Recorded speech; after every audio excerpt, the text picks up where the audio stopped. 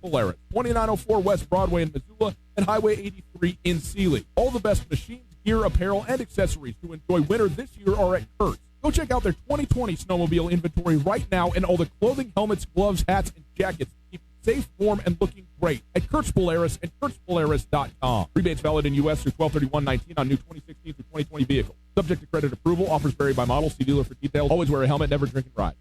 At Missoula Bone and Joints Walk-In Orthopedic Urgent Care, we're here when you need us. It's convenient orthopedic care when you don't have an appointment. Like when your body goes one way and your knee goes another, or that swollen ankle you twisted the night before is now 2 shades of purple, or you suspect that minor finger jam might actually be broken. At Missoula Bone and Joints Walk-In Clinic, we offer convenient one-stop care that will save you time and money. Walk into Missoula Bone and Joint on Mullen Road because we understand it's never a good time to be injured. Do you know a high school student who knows how to work hard, compete, and be a giver in everything they do? Do you know a high schooler who excels in the classroom, who exemplifies school spirit, and is involved in improving our community? Nominations for the Match from Student of the Year now being accepted. Nominees exhibit 3 core values: working hard in all they do, competing in school clubs, sports, or other activities, and giving back to their local community. New students will be selected each week of the fall and spring semester. They'll not only get a chance to share their story live on Tootell and Nuanez, but they'll also have a chance at a $3,000 college scholarship at the end of the school year. Head to matchingfirmmt.com/students to make your nominations today, and let's celebrate our hard-working students.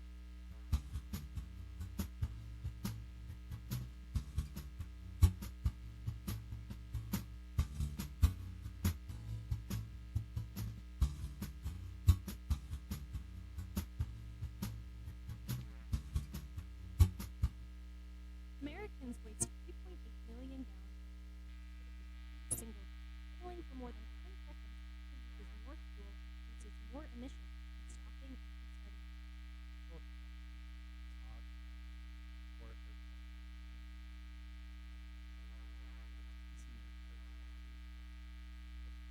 So next time you're stopped for more than 10 seconds at the train, getting coffee, or picking your child up from school, please turn your vehicle off.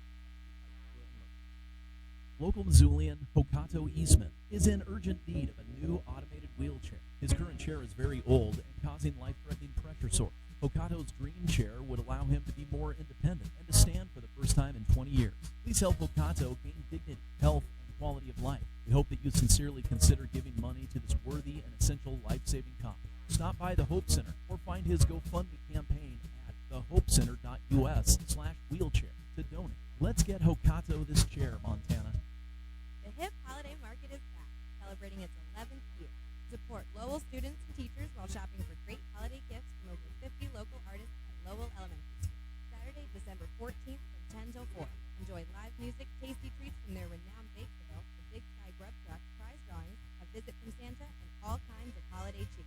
It's the 11th annual HIP Holiday Market on the 14th from 10 till 4 at Lowell Elementary, 1215 Phillips Street. The HIP Holiday Market is back. ESPN Radio for Western Montana, KKVU HD Stevensville, and 102.9 FM on K275BS Missoula. 4 o'clock. Only statewide sports talk show. Broadcast on 102.9 ESPN Radio for Western Montana and across the state on SWX Television. I like football! Now, the 2017 Radio Sports Broadcaster of the Year on the show with back-to-back Montana Broadcaster Association awards for sports coverage and award-winning sports journalism. Here is Ryan Tootell and Colter Nuanez.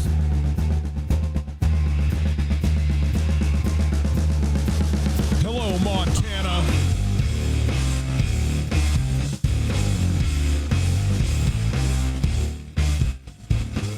The Grizz and the Cats into the quarterfinals of the FCS playoffs.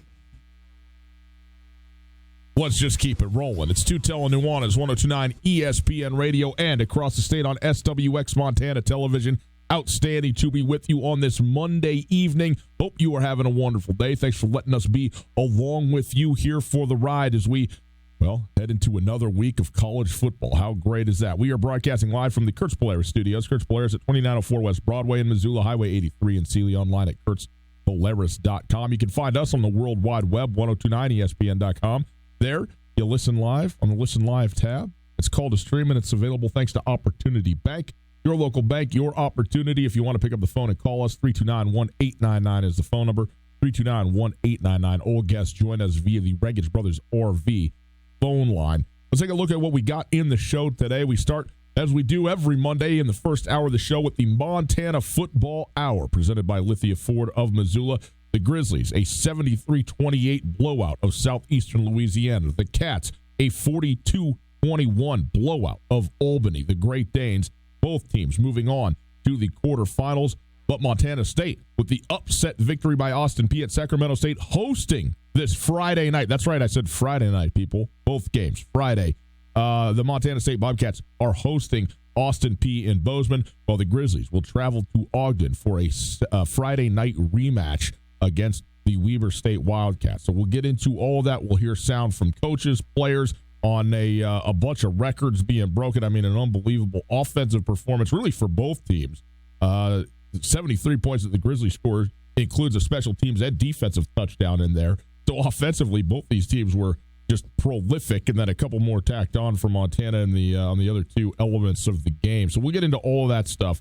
We also are going to have Mark Hudspeth. He's the head coach of Austin Peay. They have won 2 games. They are into the quarterfinals, headed to Bozeman. Austin Peay, an outstanding, a dominant win. Was it 42-28? 42-28, yep. And they were up 42-7. They were up 42-7, yes.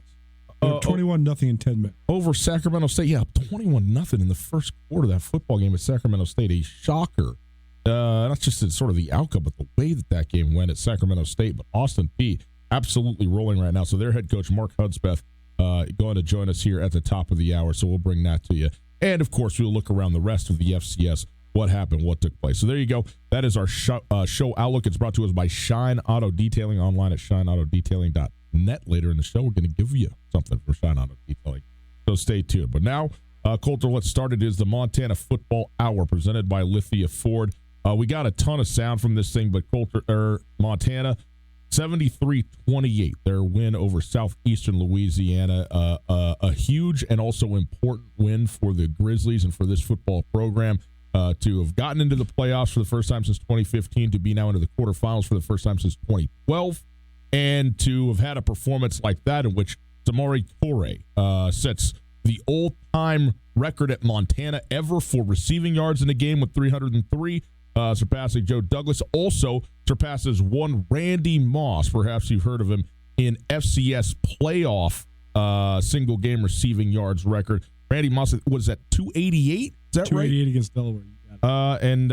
And so besting him by 15 yards, clearing 300 yards, and obviously Dalton Sneed within that had a monster day, 459. Dalton Sneed, Coulter, was as good as I've seen him on Saturday. I mean, anytime you set a career high for passing yards, maybe it's a dumb statement, but he put the ball wherever he wanted to all day long, and some of the anticipation throws. I mean, he threw a teardrop into the corner of the end zone well before the receiver was out of a break and dropped it right in the basket. You could see how much better a week off that was much needed for Dalton Sneed was, and simply a dominant performance by the Montana Grizzlies.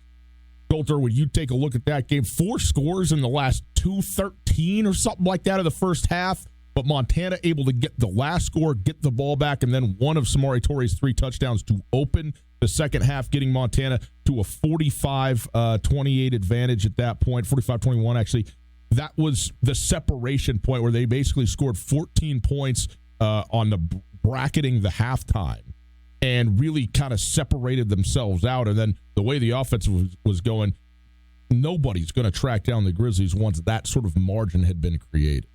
I got 3 thoughts on this, but let's hear Bobby Houck's first thought on this game first, and then I'll give you my 3 general. Here you go. This is Bobby Houck. This is post-game, his opening thought. Yeah, it's certainly an exciting day. It's great to have playoff football back in Missoula. It's exciting for us to be back in the quarterfinals for the first time in a long time. So good job by our assistant coaches and players getting out there and having a great plan and executing it. And just attacking and going after the win. I know that our group had not played in a playoff game before, but they looked like veterans and handled all that really well. So I'm proud of our team. Certainly the effort level, the plays that were made today, offense, defense, special teams, we look like a good college football team. So my three thoughts on this was number one, the Grizz. I knew, shouldn't say I knew. I had a feeling and predicted that this game would go two ways. Either the Grizz would be heartbroken coming out of the Bobcat game, they would not show up, and they could get upset. And here's the thing that people forget. All the long playoff runs, Bobby Hauck's never had a sort of long play. It's been Final Four, national championship game, or one and done. There's never been a one win and out scenario. Every time he made the playoffs his first time around, there was no buys. 16-team bracket. So it's either one and done or win three. Mm-hmm. And sometimes they never won the fourth. I think that's the albatross that is the asterisk on Bobby Hauck's career so far. But otherwise, I thought that there was a twofold chance. I mean, like in 2005 when they lost the Cat Grizz game, they limped in the playoffs, lost to Cal Poly in the first round, and it was just over. I thought it was either going to be that or the other way around. This team would come out hair on fire and just thrash Southeastern Louisiana. That's exactly what we saw. Second thing I saw was you don't want to say that Southeastern Louisiana is poorly coached, because Frank Silfo has done a great job to get a largely anonymous and largely previously irrelevant program into the playoffs and win a playoff game, the second playoff win in school history, third playoff appearance in school history. He's got to go in the right direction. They do have some really talented guys. I thought their quarterback, Chasen Virgil, was as advertised. He was really good. I thought their receivers were outstanding. I thought 436 yards for Chasen Virgil. Yeah, I mean, I thought 4 scores. I thought 80 and 83. There was two receivers were both really good players. But I also thought that everything that Frank Silfo told us on Friday on our show, to me, came to fruition in the underestimation of Montana. He compared Dante Olson to Brendan Young, who's a sophomore inside linebacker from Houston Baptist. He compared Samari Toure to a receiver from Central Arkansas. And he said that Snead's a little bit like the kid at Sam Houston State. They're not. Dalton Snead, Samari Toure, and Dante Olson are three of the best players in the FCS, period. And I thought that Southeastern Louisiana just was not quite ready for what they had at theirs. I mean, what Montana had for them. Frank Silfo certainly lauding the play of Dalton Snead after the game. Here's what he had to say, unprompted, by the way. This was not a question about Dalton Snead. He just took it there. I thought they just did a great job. I thought their quarterback, he's one of the best ones we played this year and I've seen in a while. I thought he played at a high level, man. I mean, 8's a good player, 16's a good player. Those guys are really good. But I thought the quarterback that they really played at such a high level, everything that he did, it just seemed like it turned to gold, man. He's a good player. He was. I don't want to say he was fun to watch. Maybe if I was sitting in the stands, he'd be fun to watch. But on sidelines, he's a nightmare, man. So he's a good player. First of all, you can't help but like Frank Silfo when he's up there giving you that, talking that way. But he was right. I mean, Samari Toure, JLM, they both had, obviously, Toure, the greatest day in the history of Montana football and in the history of the FCS playoffs. And yet, Coach Silfo spotlighting the quarterback, which that's what he does. I mean, he's a quarterback guy, but he's not wrong in that. I mean, again, it was Dalton Snead's day for sure in that respect. And maybe not really appreciating what he really is and what Samari Toure really is, to your point. In, I guess you compare to what you know, but if what you know just simply isn't at the level that you're going to encounter in a given football game, there is a propensity to underrate. Every coach in every league in America is going to always talk about how good their league is, how much parity, how much balance, how hard it is. Oftentimes it's just lip service. Every coach in America is also going to talk about how good the coaching is in the league that they coach in. And again, oftentimes it's just lip service. It's not in the Big Sky Conference. Southeastern Louisiana is pretty good. They would lose to Eastern Washington. They would lose to Portland State. They're good. They're probably the 6th or 7th best team in the Big Sky Conference. Right. The coaching's not the same. Everybody in the Big Sky Conference, you would never Bobby Hauck made a point earlier this season when they were preparing for Weber State. He said, people say kick it away from him. You can't really do that. Well, first of all, yes, you can. Second of all, if you kick it to a guy like Malik Flowers and he houses the kick, then you certainly do not kick it to him again. They did. They got lucky because the kicker made a tackle on the 50. Right. But that's, to me, again, you don't want to say it's bad coaching. It's an underestimation. It's as if you didn't prepare. Malik Flowers housed a touchdown on the kickoff of 81 yards. He still had 3 other kick returns that totaled nearly 100 yards. He had 173 yards of kick return yardage and 4 kick return attempts. I mean, if you were to average it all out, the starting field position, take away the kick return, starting field position was probably still the minus 40, minus 45. So you're talking about almost midfield. Yeah. Kick it out of bounds.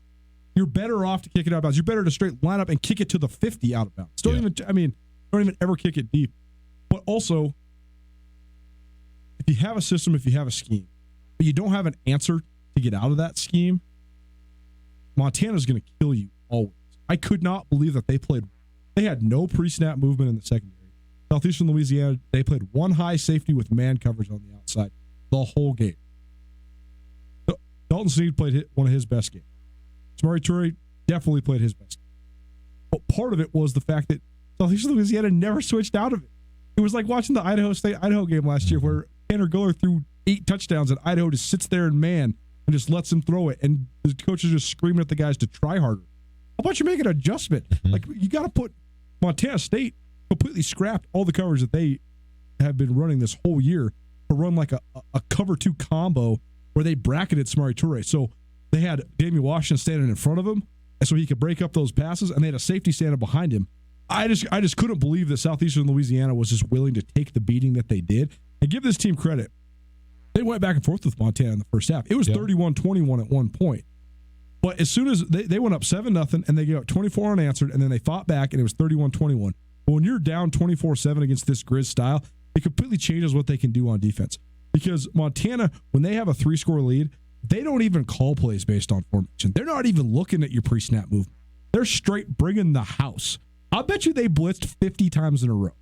I'm serious. I bet you they sent 2 extra guys 50 times in a row. I prefaced a question to Coach Selfo in the post game.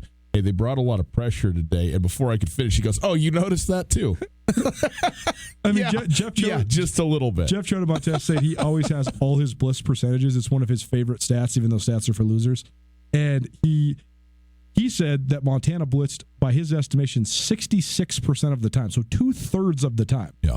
It was much higher than that even. Oh, for sure. That's what I'm telling you. Like, throw the stats out the window. Yeah. Saturday was Montana's dream game. If you're going to not adjust on defense, you're just going to give them the same look. And then you can just send the house over and over and over again because there's no risk. There's no risk. Give up the touchdown because guess what? What does that mean? Yeah. We get the ball back. Right. And you're not going to stop us. Right. I thought Bobby Hauck even got to the point where he was just trying to make a point about Southeastern Louisiana not adjusting. They were up by 40 with 13 minutes to play in the fourth quarter, and he still threw one more bomb to Toure just to say, let's stamp this thing. Let's get you 300, third touchdown, and we'll go home after that. But Montana didn't even need to run the ball. I think the other factor is that if you're Southeastern Louisiana, again, the 436 passing yards is impressive, but they had no rushing yards to speak of. And in a game like that, once you get down 3 scores, if you become one-dimensional, again, it just allows the Grizz to tee off. So I thought it was a great performance by the Grizz. I think that they take a ton of momentum to Weber State. I think it was a statement for the rest of the country. It'll be interesting to see now because I think that they had to have it. Obviously, it's a win-or-go-home game, but mentally, they're locked back in.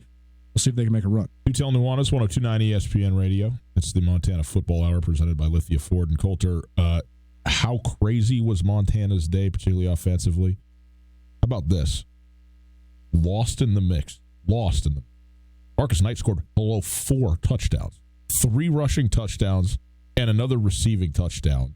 In fact, scored more even than Samori Toure, and yet it just sort of, this sort of happened within the mix of a pick 6 to end the football game. A Malik Flowers kick return, and the obviously again the monster day that Samori Toure had. Speaking of Samori Toure, he was asked about passing Randy Moss. That's pretty good, if I understand it correctly, in the annals of FCS playoff history. Here's what he had to say.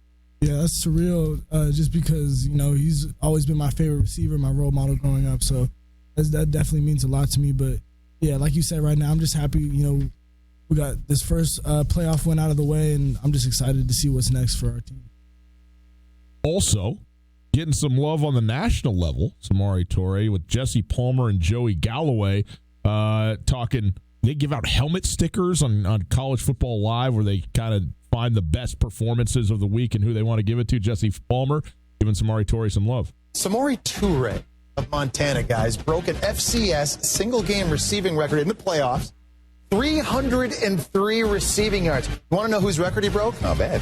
Randy Moss. Oh, I've back heard in of him. 1996 in Marshall. Yeah, and then I love Missoula, Montana, too. I love Missoula. Great spot. There you go. Missoula gets a little love from Jesse Palmer, and Samori Toure a lot of love from Jesse Palmer. By the way, you got to watch the clip because the Joey Galloway, I tweeted this at Gus Tootell, so if you're looking for it, but when they say they love Missoula, Montana, one guy does not love Missoula, Montana, and I don't know why. I don't know what happened with Joey Galloway, but he just shaking his head. No, not about Samori Toure. No, about Missoula. It's just hysterical. You got to go watch this.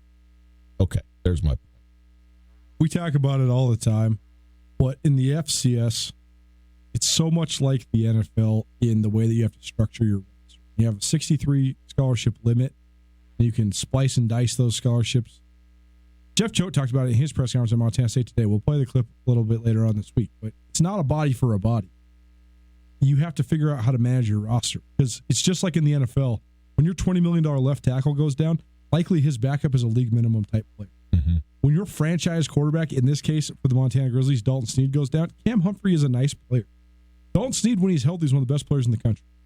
So, and even with Dalton Snead playing in recent weeks, I thought he came back too soon from the reported or speculated surgery that he had on that ankle, regardless if he had it operated on or not.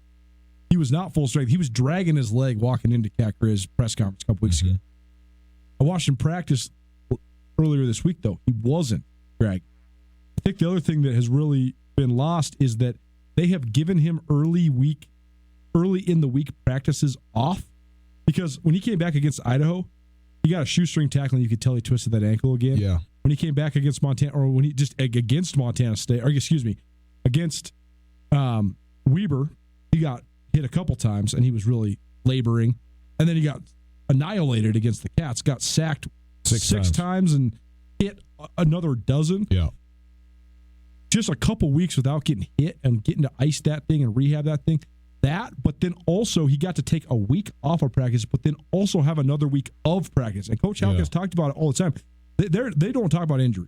But Bobby Hauck has been very open and revealing about Dalton Snead in terms of his timetable. And he has always told us when he hasn't practiced on Monday, Tuesday, Wednesday, and when he has. And Hauck always says, when this guy practices all week, he's just so much better. He has to get the reps. He practiced all last week.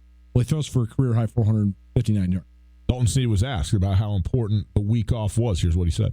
Well, I think not only myself, but I think everybody on this team really benefited from it. Anytime you get that many days off and not only physically but mentally can kind of take a break and recoup, it's always been great. So it was great for all of us. There's no doubt, and probably most beneficial to him. The one thing I'd say, Coulter, is he did get hit once in this game that you could tell he was slow in getting up from, and you wonder, how significant it was, and how long the digression takes to get back to where you were entering the game, if you can. But certainly no rest for the weary now, and a short week and finals, and so that's just kind of the way that it goes.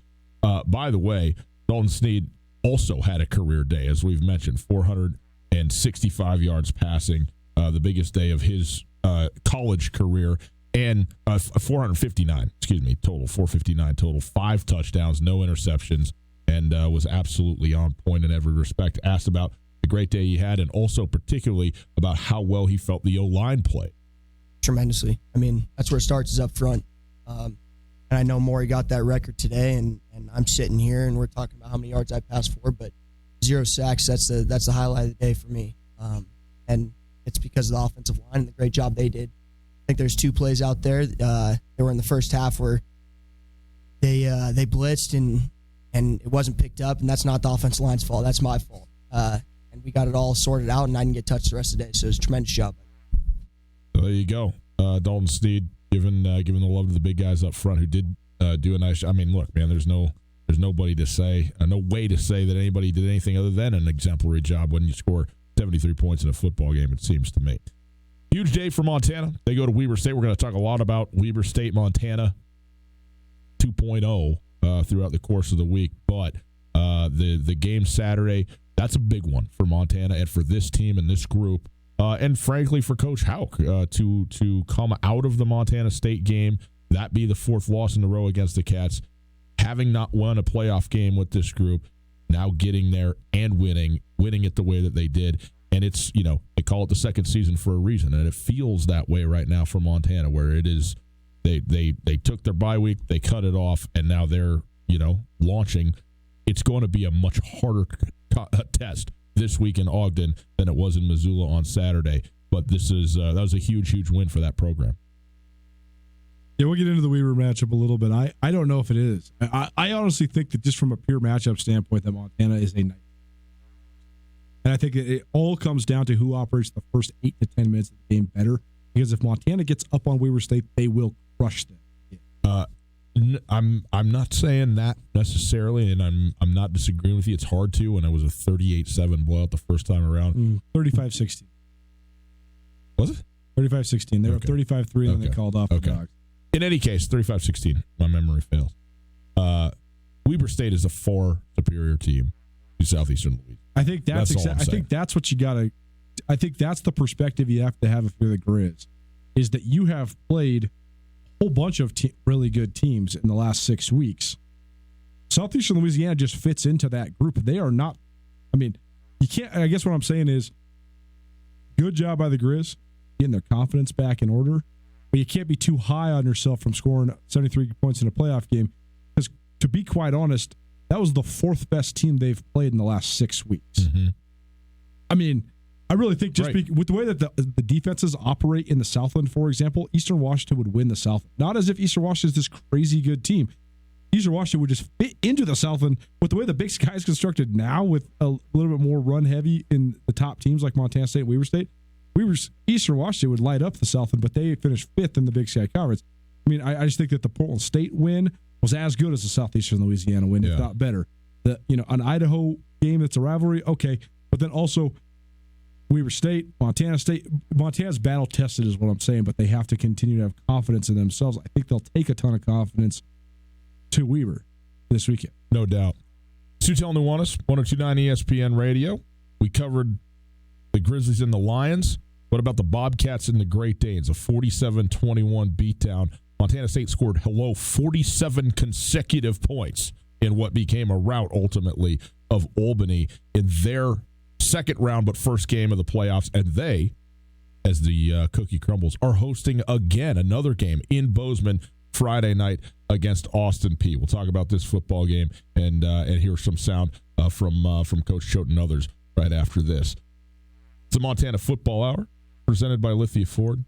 And also, how about the Silver Slipper? At the Silver Slipper, it's all about great food, tasty beverages, and their urge to have a good time. Whether you're looking for an affordable family meal or a late-night game of poker, the Silver Slipper has what you're looking for. Right now, the Silver Slipper is your football headquarters. 56 TVs to watch sports on, drink specials every day, a full liquor store, and Tarantino's Pizzeria.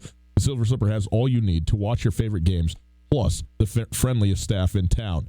Get your ugly sweater ready. You know about this? December 18th. That's right, December 18th. It's trivia night and the Slippers Ugly Sweater Christmas Party.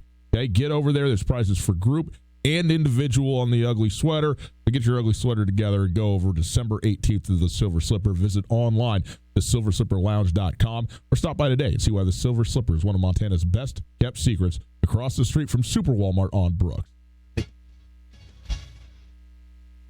you're looking for the perfect Christmas gift, think spicy. 'Tis the season for seasoning with gift packs from Alpine Touch. The 4-spice pack includes 4 Big Mountain flavors for just $19.99. Go to alpinetouch.com right now for gifts sure to keep mouths watering year-round. And if you plug in the code ESPN at checkout, you'll get a free bag of Alpine Touch sunflower seeds. From gift packs to gift cards to the Grand Slam package, Alpine Touch makes the perfect gift for anyone on your list. Go to alpinetouch.com right now to order. Alpine Touch, Montana's special spice. No matter how far you may go, there's always one just down the road. Down pump, who pump it up. Refresh yourself at your local Town Pump. Get a 32-ounce fountain drink for $1.19. While you're there, grab a couple of everything bagels in the deli, 2 for $5. Town Pump, so convenient and right down the road from you.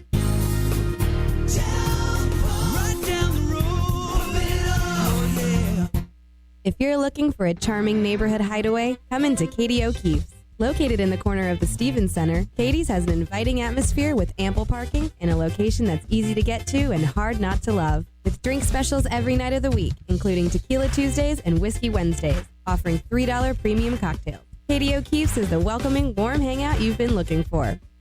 Come in to Katie O'Keefe's, where the drinks are always cold and the people are always friendly. Local Missoulian Hokato Eastman is in urgent need of a new automated wheelchair. His current chair is very old and causing life-threatening pressure sores. Hokato's dream chair would allow him to be more independent and to stand for the first time in 20 years.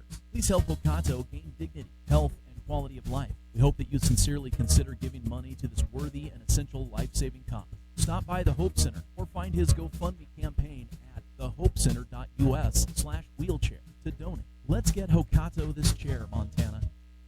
The Hip Holiday Market is back, celebrating its 11th year. Support Lowell students and teachers while shopping for great holiday gifts from over 50 local artists at Lowell Elementary School. Saturday, December 14th from 10 till 4. Enjoy live music, tasty treats from their renowned bake sale, the Big Sky Grub Truck, prize drawings, a visit from Santa, and all kinds of holiday cheer. It's the 11th annual Hip Holiday Market on the 14th from 10 till 4 at Lowell Elementary, 1215 Phillips Street. The Hip Holiday Market is back. Hey there, Colter Nuanez from your favorite daily sports talk show, Tootell Nuanez. I'm here with Tom from Aspen Sound. Tom, last winter I got a sweet car starter. It's something I think everybody needs. You know, Colter, I couldn't agree more, and my wife sure thinks so too. We've got a lot of sweet deals. We actually have it capable now where you can start it from your phone from anywhere you'd like. We have two-way remotes that'll confirm to you the vehicle started all the way down to our basic package starting at just $299 installed. Come on in and check us out. Feel the music at Aspen Sound. ESPN Missoula Sports Center. Good evening, Ryan Tootell, Colter Nuanez. Here's some sports news for you.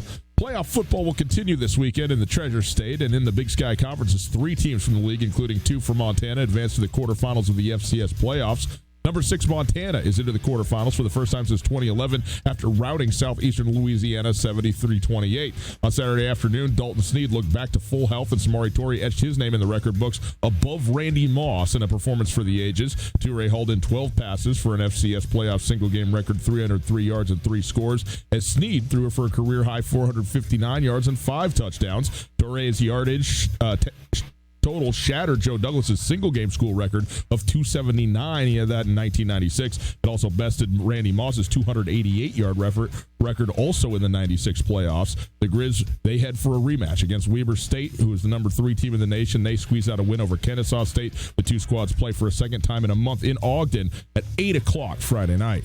Number 5 Montana State scored 47 unanswered points against number 25 Albany and moved into the quarterfinals for the first time since 2012 with a 47-21 win. The Bobcats will take on upstart Austin P team that blasted 4th-seeded Sacramento State Saturday night. MSU hosts the Governors 6 p.m. Friday night, ESPN 3. This ESPN Missoula Sports Center is brought to you by Aspen Sound.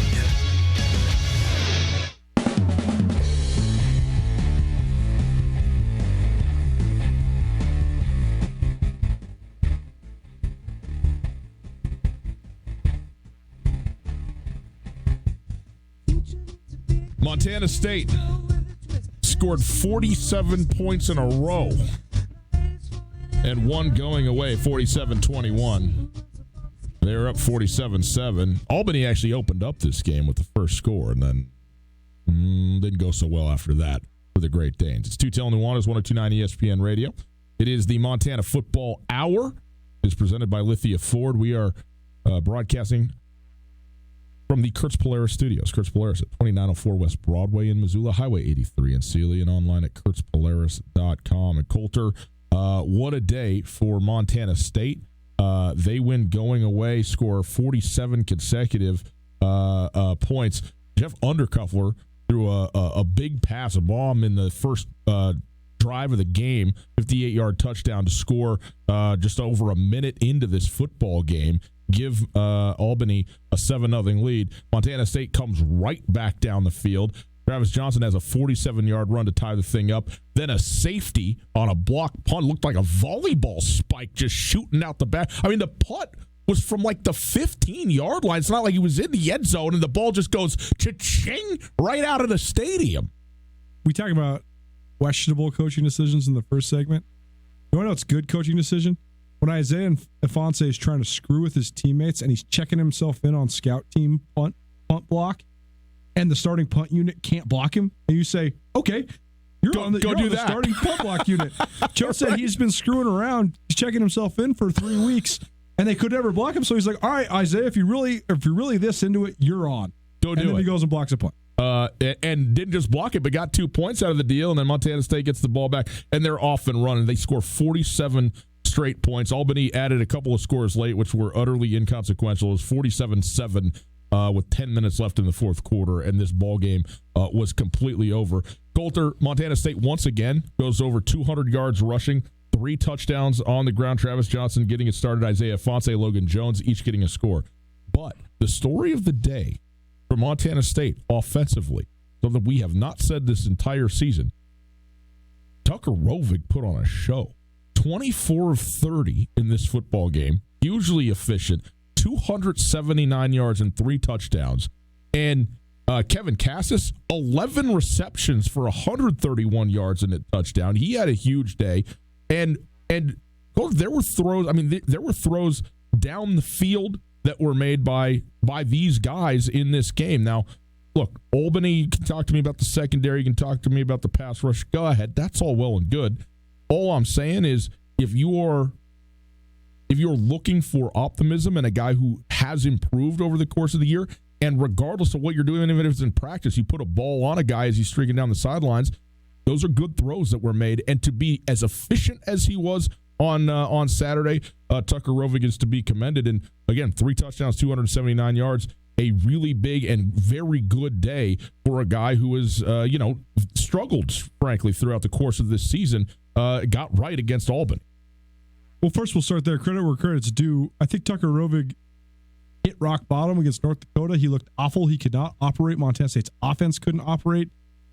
I mean, everything from delay of games to leaving timeouts in your pocket to throwing bubble screens into the stands. It was terrible. It was an awful performance. Yep.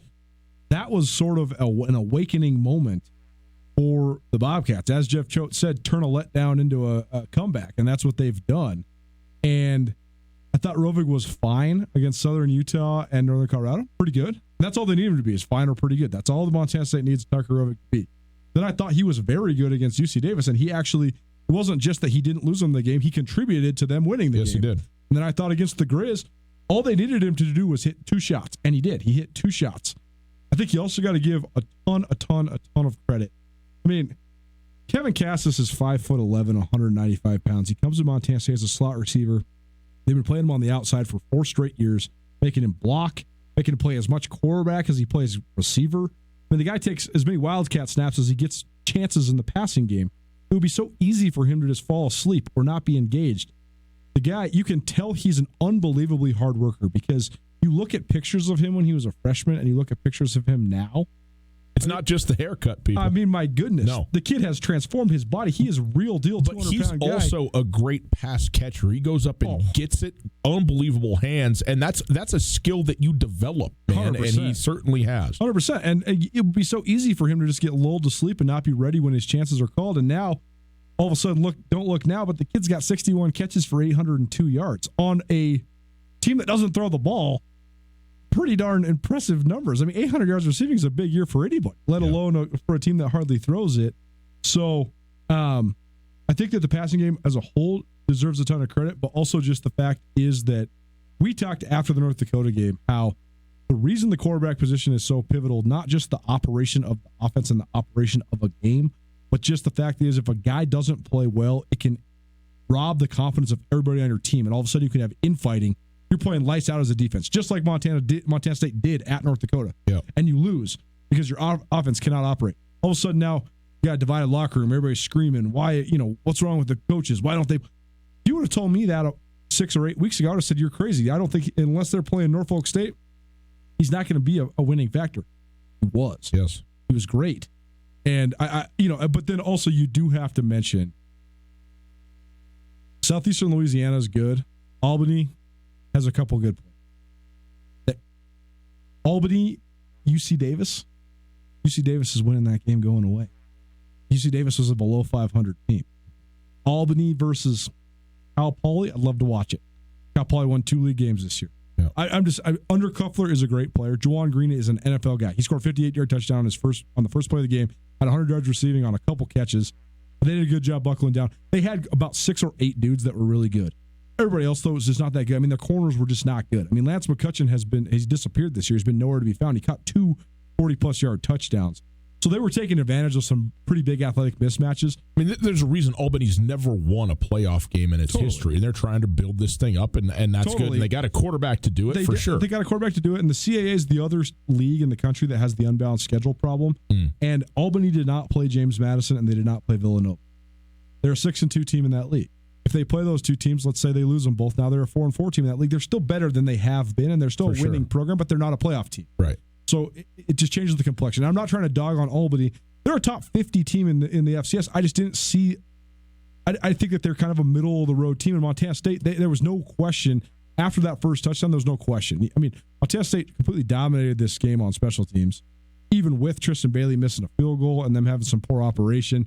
And I think that when you talk about athleticism differences, team speed differences, particularly, I think that's where it shows up the most is on special teams. So, I thought that was a key factor. Let's listen to a little bit of Jeff Choate. Here he is, his opening statement after the win. Really, really proud of the team played together as a team today. There's no doubt that it was a complete victory in all 3 phases. I think the punt return yardage was huge for us in the first half, set us up on some short fields. We got the takeaways that we wanted to on defense, and we executed and operated on the offensive side with some explosive plays. And I think Tucker played a tremendous game today, 24 of 30, almost 280 yards, 3 touchdowns. He gave our receivers chances down the field, 2-7. He's been owing me those interceptions for about 4 years now, so it's about time I got paid back.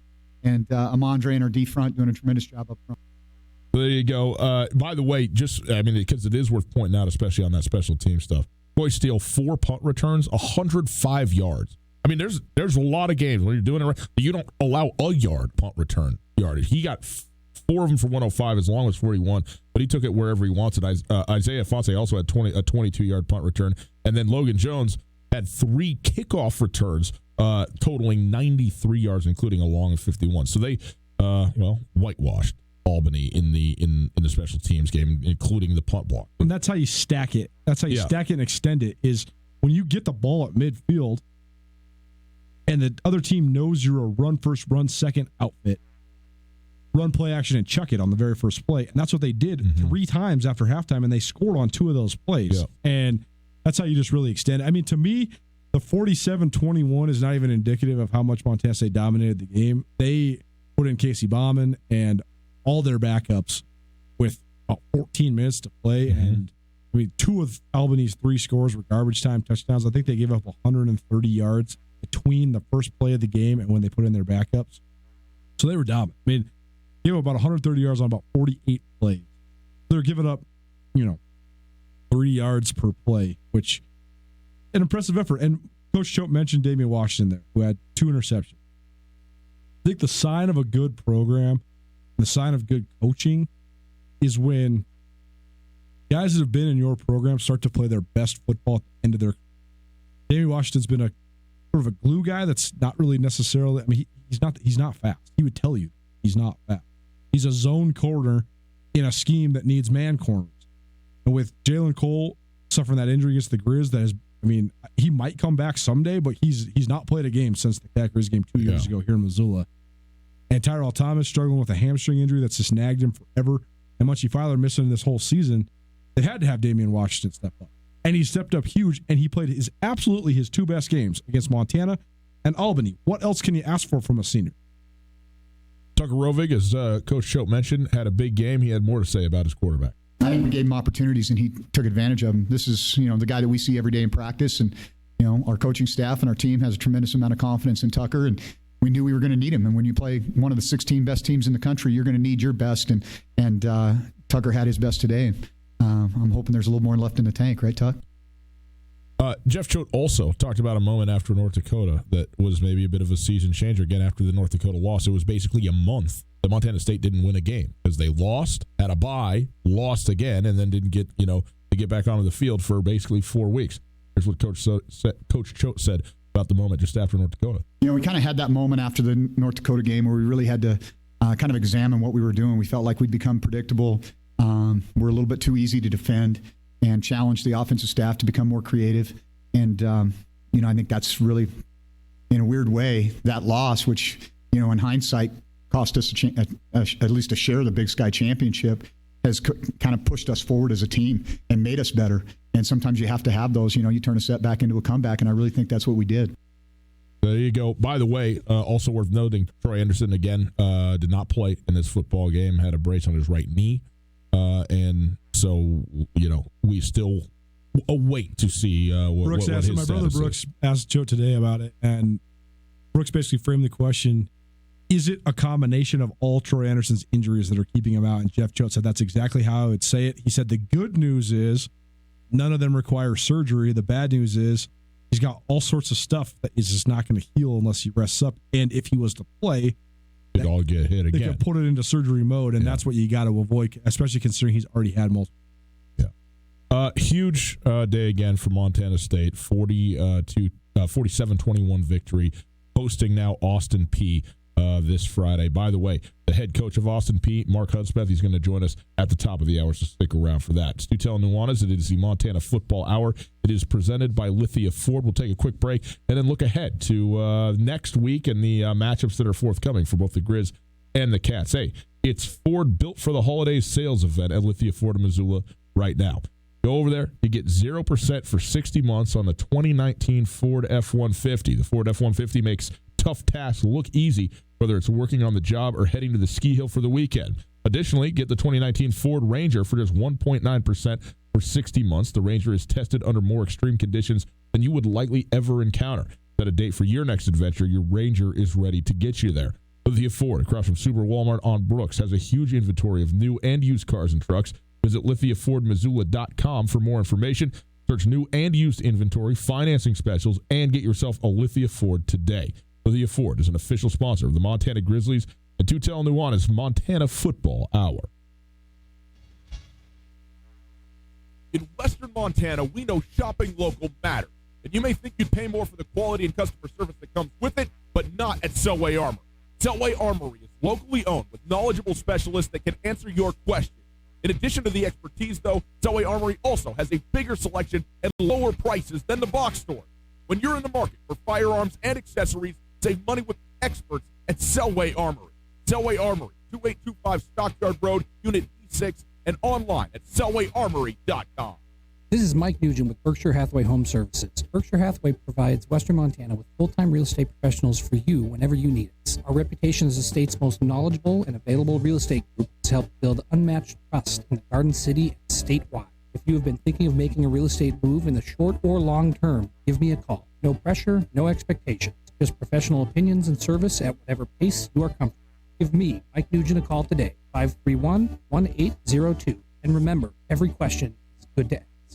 You know what's at stake after a car accident? Not only will you have to deal with pushy insurance companies, auto repair shops, endless doctor's appointments, and dozens of unforeseen problems, but also your normal day-to-day life. I'm Coulter here with Catherine from the Advocates Injury Attorneys, and she knows how hard this can be. That's right. And with all of that, it can seem tempting to take the quick settlement that the insurance company is offering. But I can tell you from experience that it is not going to be a fair amount. I see it all the time where someone has settled with the insurance company and months later realizes that they still have pain from the accident. and now they're having to pay those bills out of their pocket.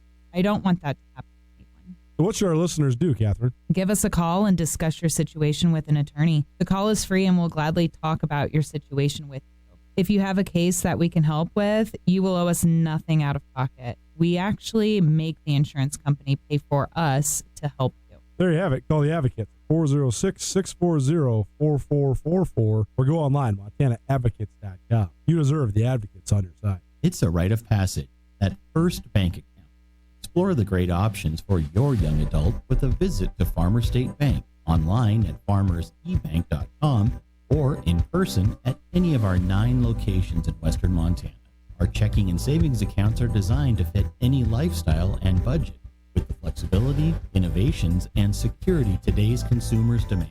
Start out right with Farmer State Bank, or Montana Bank since 1907. FDIC.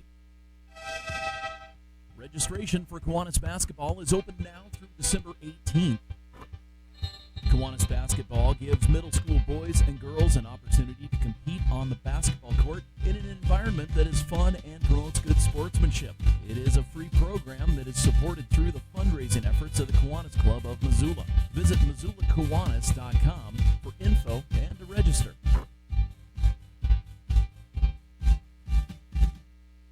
Americans waste 3.8 million gallons of gas idling every single day. Idling for more than 10 seconds actually uses more fuel and produces more emissions than stopping and restarting.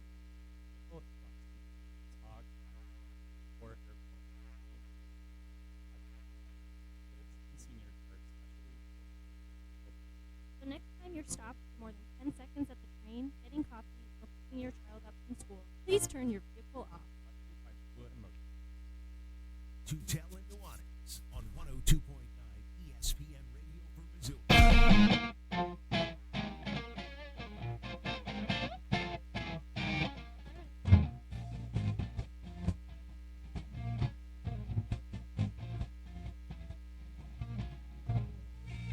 Welcome back. Montana Football Hour, presented by Lithia Ford. It's Tootell and Nuanez. Outstanding to be with you on this Monday, December the 9th. Hope you're having a great day. We're broadcasting live from the Kurtz Polaris studios. Kurtz Polaris at 2904 West Broadway in Missoula. Highway 83 in Sealy and online at KurtzPolaris.com. If you're looking up for us, we're on the social medias. Very, very prominent on the social meds, people. At Gus Tootell on Twitter. At 1029 ESPN. At Skyline Sports MT. I mean, I don't want to grovel, but my next follower on the Twitter there, Coulter, at Gus Tootell, 500. Let's go. It's only taken me 11 years. Better even been around for 11 years. No, goodness gracious. Yeah, it has actually. It has. I have not been around on Twitter. I remember 2 of my best friends growing up, Jason and Ty Palmer, twin brothers who played for Montana Grizzlies. Know them well. When Twitter came out, University of Montana marketing department told them that they were going to get a Twitter. They were going to tweet updates about what was going on with Grizz football. They just once a week give us an update. Great practice. We worked hard today. We're ready for Weber State. 2006, by the way, David tells us. Twitter launched. They were both like, what do we put on? What am I doing? I don't want to do this. Listen, and now every athlete in America is tweeting 100 times per day. These kids are tweeting during games. The first time I had a buddy who was on Twitter. He's like a dental sales. You know what I mean? Like he's just a person living his life. He's like, hey, I'm on Twitter. You could follow me on Twitter. And I'm checking. Like I looked at it, and the first time I went on there, he's like, great day to be at church. Hey, here I am out in the field. I'm like, what do I care what in the world you're doing on your own time? I don't want to hear. I mean, not that I don't want to hear, but like, I got my own life to live too. Why am I watching what you're doing? And now here I am at Gus Tootell, people. That's where you want to go to live your best life. Follow me. Coulter, let's finish up here the Montana Football Hour by taking a brief look ahead. We're going to spend a ton of time, obviously, on both these games. Montana State hosting Austin Peay again in about 10 minutes from now. Mark Hudspeth, the head coach of Austin Peay, going to join us here on the show.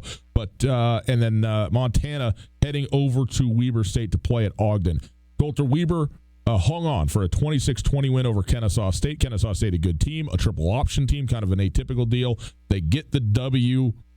Okay, they're moving on. I think you should more aptly should say they came back for, because they were down 17-9 late in the first half. They were down 17-9 until early in the second half, and then they took a 19-17 lead till midway through the third quarter, got 26-17, and then held on for a 26-20 victory. So they await a rematch with Montana. Montana won 35-16 the first time around, was up 35-3 before, Weber State got a couple of late scores in that game. But an absolute throttling by Montana of the then number 3 team in the nation, which, by the way, Weber State once again is the number 3 team in the nation as they match up again this week.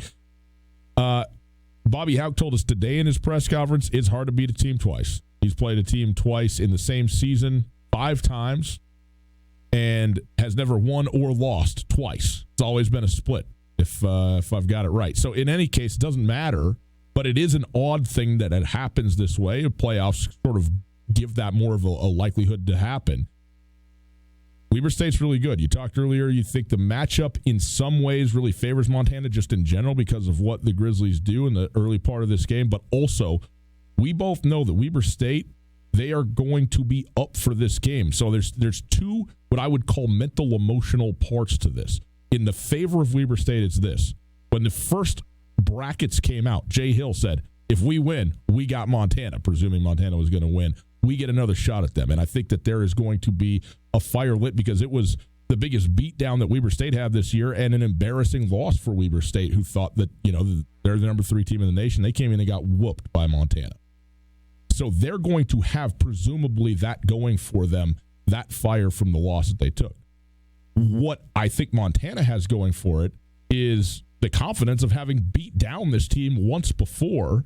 And I do think that as much as you may want revenge, if you lose the way that Weber State lost, until you prove that you can play with a team, there's a little bit of doubt of really, are they that much better than we are when you hit the field? And I don't know where they're going to be. Presumably they're plenty confident. They're a senior-laden team. They got a great defensive line, among other things, as we know. But that is what I'll be looking for, just sort of the way that these 2 teams come in and approach this game on Friday night. Weber State, they score so many points. I'll give you the couple reasons why I think this is a great matchup for Montana. Weber State scores so many points. They have a definitive advantage in the special teams game against almost everybody that they play. That's not the case with Montana because they put such a high priority on special teams as well. Mm-hmm.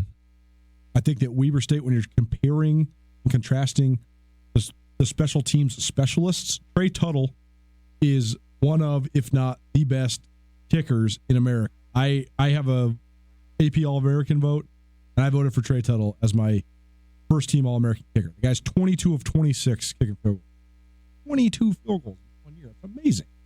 He scored. I mean, he's basically getting you 2 field goals a game. Yeah. I think that Doug Lloyd has been good as a punter, but Montana had him completely rattled. Now we'll see what it's like when he's on his home field. Yeah. But Montana threw a whole bunch of unorthodox stuff at him that had him really rattled. And he also just dropped him. I mean, he had a pump block, and then he was shaking in his boots after that because I think it was the crowd combined with the scheme that he was seeing in front of him. But then you look on the other positions. Rashid Shaheed is the best kick returner in the country. He's out.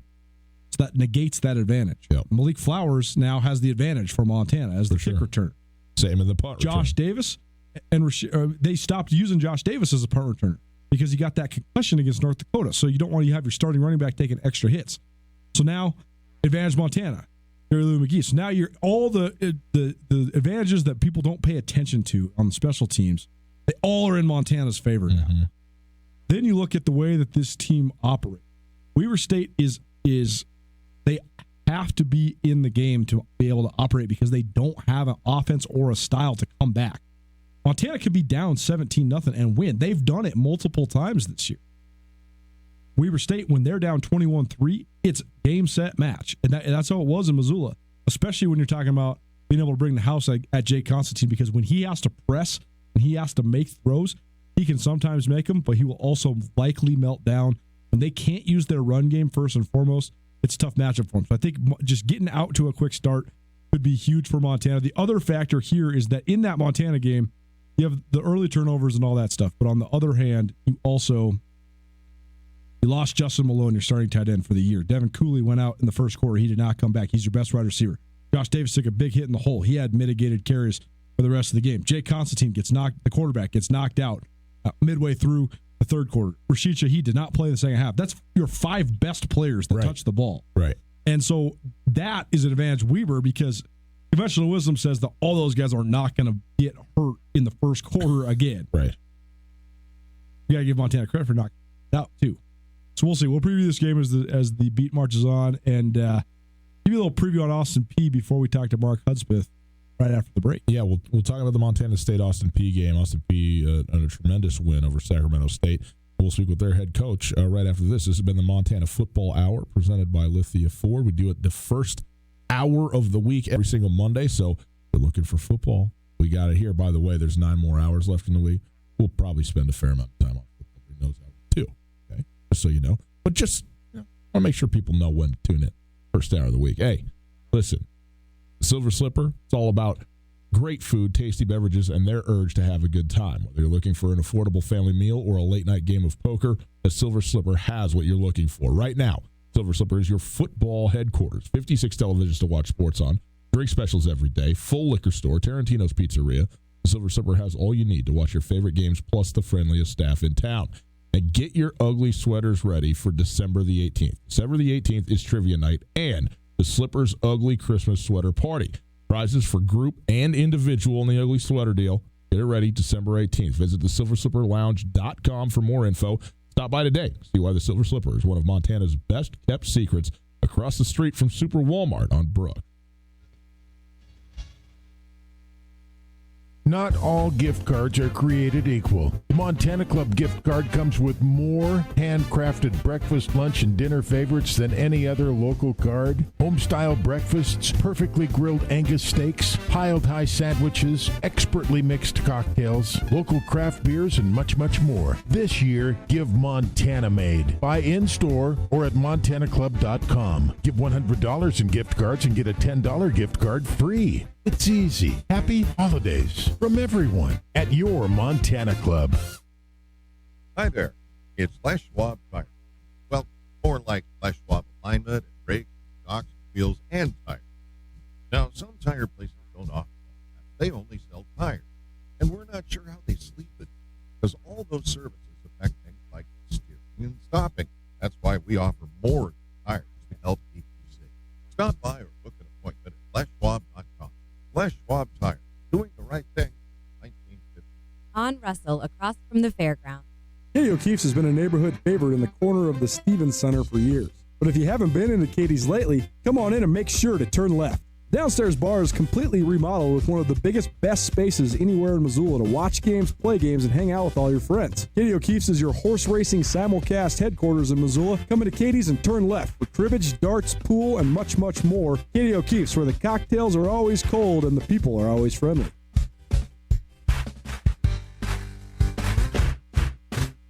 Local Missoulian Hokato Eastman is in urgent need of a new automated wheelchair. His current chair is very old and causing life-threatening pressure sores. Hokato's dream chair would allow him to be more independent and to stand for the first time in 20 years. Please help Hokato gain dignity, health, and quality of life. We hope that you sincerely consider giving money to this worthy and essential life-saving cause.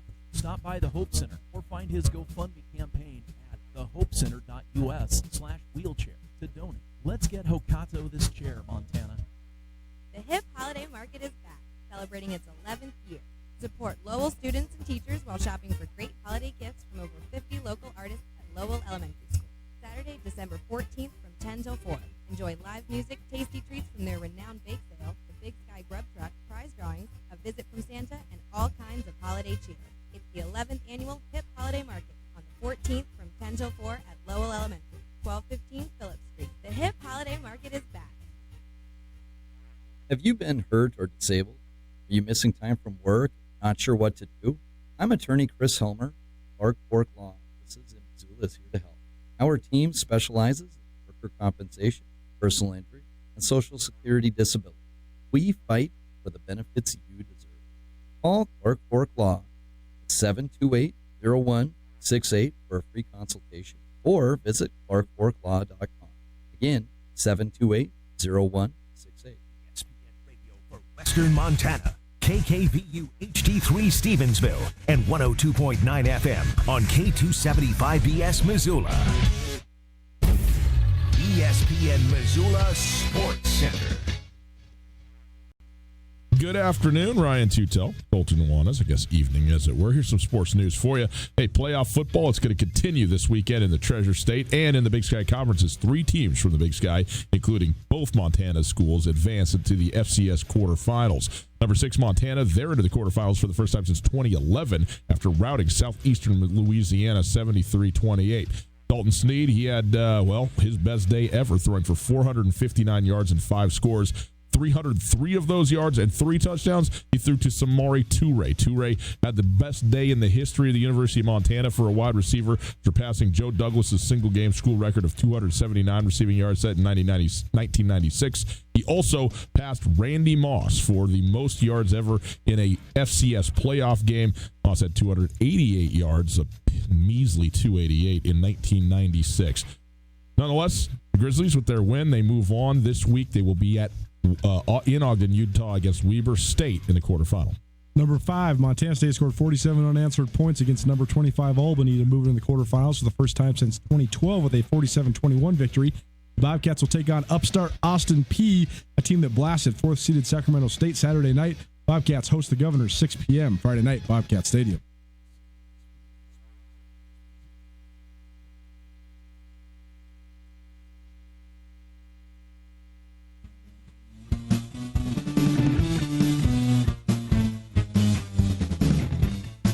Montana State versus Austin Peay Friday night.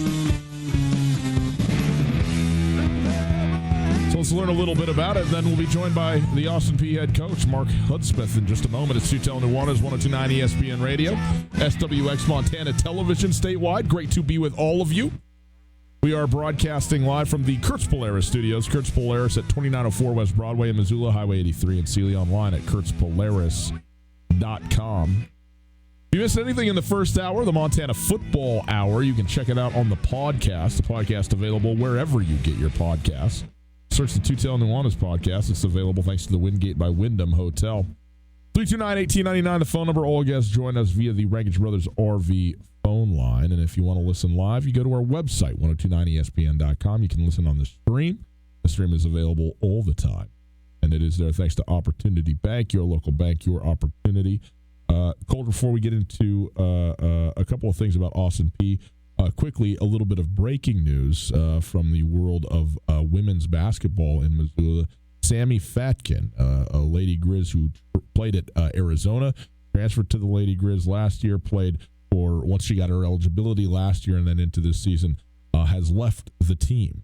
This coming out today. Well, I reported this on Friday, but the university confirmed it. So she did not make the trip to Utah Valley this weekend. She was playing about 16 minutes a game, averaging 5.5 points per game.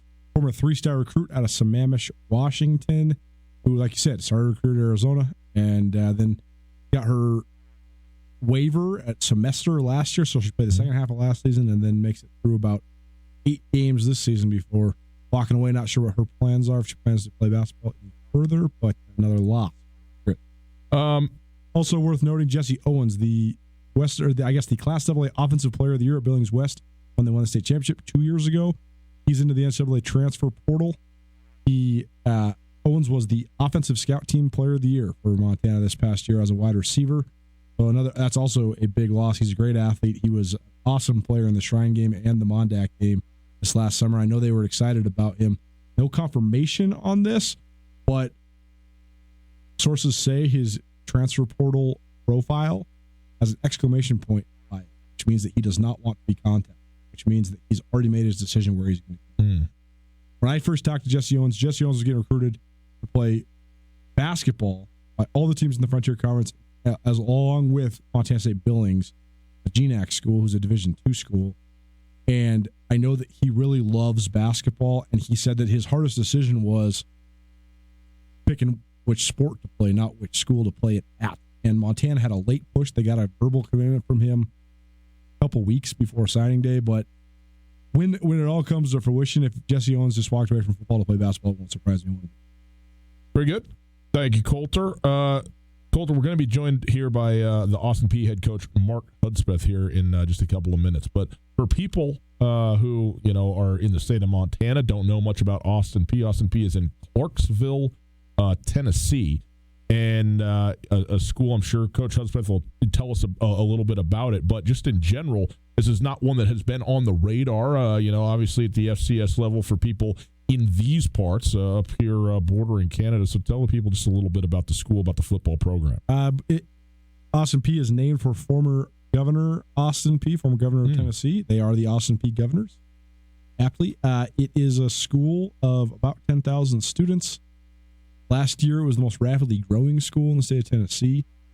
They have had football since 1957. They competed in Division II from 73 to 77. They moved up. They were an inaugural FCS member, so 1978. They started with FCS football, but they played in the Ohio Valley from 63 to 96, but then as an NCAA independent for several years before then joining the Pioneer Football League, which then it indicates to me that they're a high academic institution because the Pioneer Football League is an FCS league that does not have scholarship. Schools like Drake, Butler, Marist, Jacksonville, San Diego, those are the Pioneer football schools. Bryant in there, maybe?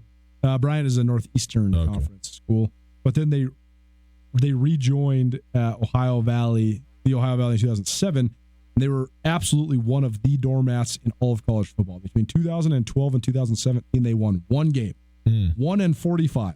They had a 29-game losing streak, which was unreal, which was pushing towards the all-time record. They were 0-11 in Will Healy's first season at the helm, but then they broke through for an 8-win season 2 years ago. They had a 5-6 year last year, but then Healy took the Charlotte job, and enter Mark Hudspeth. A little bit of background on Mark Hudspeth. He was the longtime coach at North Alabama, led them to a ton of success at the Division II level. That then parlayed into him being the head coach at Louisiana Lafayette. They made it to 5 bowl games in 7 seasons. They won 9 or more games 5 times. Historic success for the Raging Cajuns. I don't think they'd ever been to a bowl, period. And they had certainly never won 10 games in a year. And he had all that success, but then NCAA violations, and he was fired. And he got back on his feet as the associate head coach at Mississippi State under Dan Mullen. Then when Mullen went to Florida and Will Healy went to Charlotte, boom, he got an opening at Austin Peay, and he's doing a really good job there. So this is a school that is absolutely, utterly out of nowhere. They have never been. They've never been to the FCS playoffs. They've never won FCS playoff games, and now here they are, and they've won 2 in a row, including dismantling Sacramento State. I mean, they destroyed Sac State on Saturday night. It was shocking, honestly. Completely. They went up 14-0, and then they onside kicked it and get it and score again, and it's like, whoa. Sac State was jaw dropped. They had nothing. Yeah, they didn't even know how to respond, and you kept thinking, when are they going to make a play? And they never could. And Elijah Dotson getting knocked out in the first quarter killed him. Not having Pierre Williams killed him.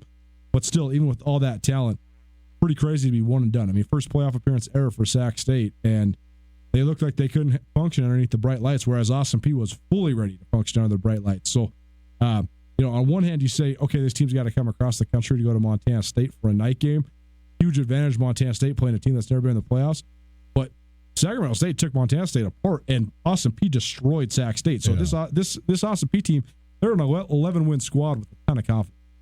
Well, thank you, Coulter. Appreciate that. RV phone line, and we welcome in Mark Hudspeth, the head coach of the Austin Peay football team. Austin Peay, a dominant performance in the round of 16 in the FCS playoffs. They get a win at Sacramento State and are now headed to Bozeman on Friday night to play the Montana State Bobcats in the quarterfinals of the FCS playoffs. Coach, thanks so much for being with us. How are you?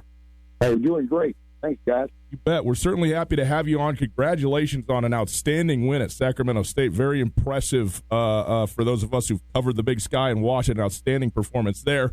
But now, of course, that's all water under the bridge. You got to get ready for Montana State, and on a short week as well. When you take a look at Montana State and what they present and the team that they are, what do you see?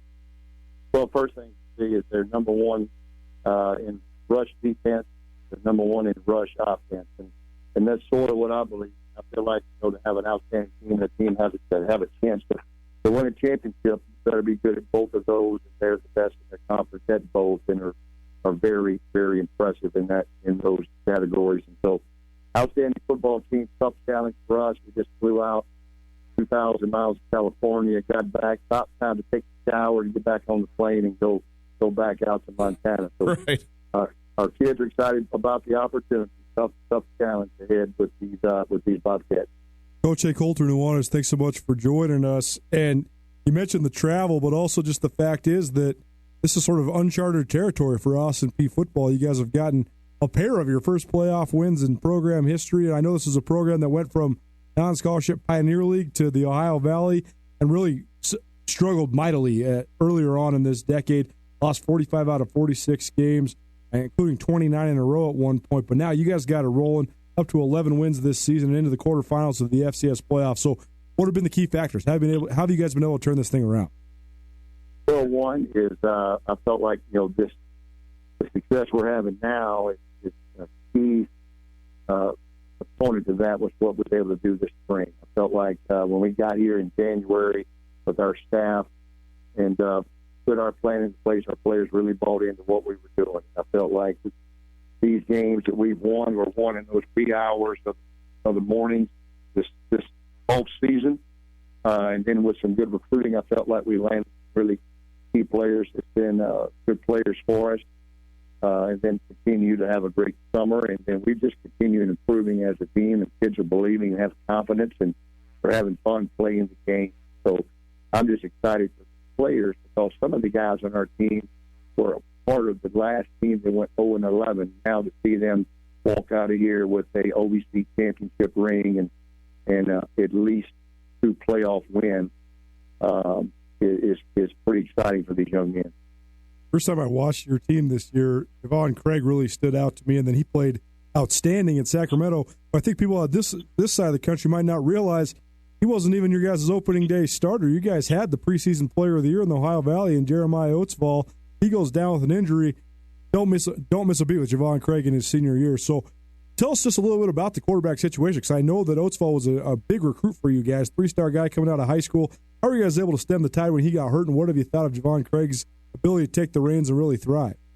Yeah, that was this point. We were ahead of Central Arkansas by 10 points when Oatsvall went down, and then we had to bring in Javon. And, you always say prepare like you're a starter, and you always, that's good coach talk. But when you don't get the reps that the starter gets, it's somewhat hard to do that. And so it really took him about a game and a half. Next week, that was his first start. We wasn't quite as sharp up at East Tennessee State.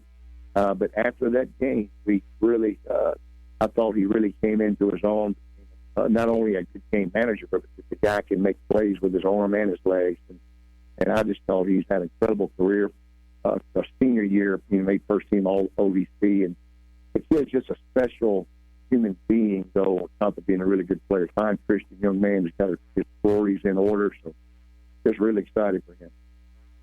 Mark Hudspeth joining us. He's the head coach of Austin Peay. They are into the round of 8, the quarterfinals of the FCS playoffs, playing at Montana State Friday night, 6 p.m. kickoff from Bobcat Stadium. And, Coach, your guys' last loss was back on October 19th, and since then, you've peeled off like 7 in a row, but not just wins. I mean, you have been blowing teams away, 42-7, 35-7, 42-6, and then, the 3-score victory at Sacramento State this week. What has really clicked the last half of this season where you're not just winning, but you're dominating? Well, I don't know, about dominating, but we're just trying to, each week we just talk about trying to compete against ourselves. We want to play our very best, regardless if we're playing Clarksville Junior High, if we're playing the Green Bay Packers.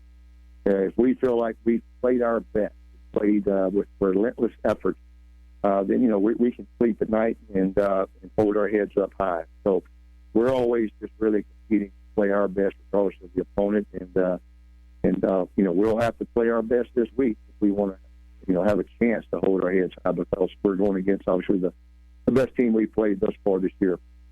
Sacramento State was, like Ryan said, incredibly impressive during Big Sky Conference play this year. Coming into the year, they were picked 12th in the league. I don't think people really knew what to expect under a first-year head coach in Troy Taylor, but they just got red hot, and they ripped through, especially the first half of the league schedule. They beat Eastern Washington, Montana State, and Montana 3 weeks in a row, and we got a chance to see them up close and personal on consecutive weeks. We were super impressed with Kevin Thompson, the quarterback. as well as just their ferocious defensive line. But you guys showed no fear in California on Saturday. I mean, you guys are up 21-0 in the blink of an eye. Onside kick in the first quarter, I think, really surprised Sac State. What did you think of the level of confidence your guys played with, and how are you guys able to get such an aggressive team like Sac State on their heels and then bury them like you did? Well, we talked about wanting to start fast, especially on the road against the quality we knew when we were going up onside kick. It really, I did it one touchdown later than what I wanted to do. It was scheduled to go after the first score, but I ended up doing it after the second one. And but we really, I thought, just wanted to give our kids a chance to get some momentum, to get some excitement, and they really responded in a big way. And I think once we got that third score after the onside kick, I think you could see their sideline deflate a little bit, and that helped us, obviously the rest of the way, and was able to sort of keep them suppressed a little bit. They had some really good players, outstanding coach team, and so we were just very fortunate to go on the road and have that opportunity to beat those guys. Coach, as we look forward now to the Montana State game, I asked you broadly kind of about it and to set up the matchup for us, but specifically, you got a great rush defense on your team, holding opponents to under 100 yards a game. But Montana State, they're the number one running team in the Big Sky Conference. So when you look at that matchup, the MSU ground game versus your rush defense, what do you see there? And what are going to be keys to try and slow them down? Because they're very multiple and versatile in the way they do it. Man, that's going to be a exciting game for everybody to watch. You know what I'm saying? I think that's going to be the tell of the tape. What a matchup. So I know our defense is excited about the challenge. And obviously it will be a great challenge because they've got the biggest offensive line we've faced this year. I mean, those guys are massive. They're a Big Ten offensive line, obviously, to say the least. And so they're impressive. They're intimidating. So we're going to have to obviously play awfully well. But, that's anytime you play somebody this deep, you're going to play somebody really talented. Man, what a game with a really good defense versus a really good rush offense. But the other key that you can't mention, they're great against the run too. So they're good at both of them. So it's going to be a big challenge. Coach, you mentioned the fact that some of the guys on your team were part of that 0-11 squad a couple years back when Will Healy was still the head coach. And now here in your first year, I know that you had a great turnaround when you were at Louisiana Lafayette as well. So in your mind, as a head coach, when you're building the program, what's the keys to eliminating that mindset of losing it and implementing a mindset of winning? For us, we've been successful this year on offense and defense for the most part, but that's not the reason that our team is winning. To me, it's 100% reflective of the culture that our team has in place right now and what we've established in this last 11 months. That's been the biggest thing that we have done. We've got a great culture right now. Proud of the kids for the work ethic, the way these kids love one another, with the confidence that they have, the way they train, the way they prepare each week. We've had some great weeks of preparation. I tell them every week that, the game, you don't win the game on Saturday and just show up and play well. So you play to the level of preparation you had that week. And so for us, it's been that way all year long, that great preparation. And our kids really are believing in what we're doing. And we've got some kids that play awfully hard. They're fun to watch. And so we'll need to definitely bring that energy up the boat, to say the least. I want to ask you a little bit about your defenses. Look at the numbers. You guys do a great job taking the ball away. Seems like you got some really talented guys. I know you had a couple first-team All-League guys in the secondary. So how important is that to what you guys do defensively? Yeah, we've been real fortunate to get a lot of turnovers. And, we've got some guys, Tootell Jackson, just a player that when you see him, you're not going to be impressed by his stature, but he's one of the most instinctive football players I've ever been around. And you've seen it just like I have. Sometimes you got that big player that looks like Tarzan, it's pretty, but he's not an instinctive player, and he's sort of robotic. Then sometimes you have a player that's not maybe the most impressive in uniform, but, man, he's just always around the ball, understands the game. The game comes to him naturally, and he sees things before they happen. And he's got 3 defensive touchdowns this year, 7 interceptions. So he has been our playmaker on the defense side of the ball. Mark Hudspeth joining us. He's the head coach of Austin P. Again, Austin P. The quarterfinals of the FCS playoffs against Montana State this weekend. And Coach, one of the fun things for us about the FCS playoffs is just sort of the overlap nationally. You get all these different regions and travel and things like that happen. We want to ask you about coming to Bozeman. Before that, there's a lot of people in Montana who don't know that much about Clarksville, Tennessee. What's going on in Clarksville and Austin Peay in particular? What drew you to that university and that place, and what should people around here that maybe don't know much about it know about it?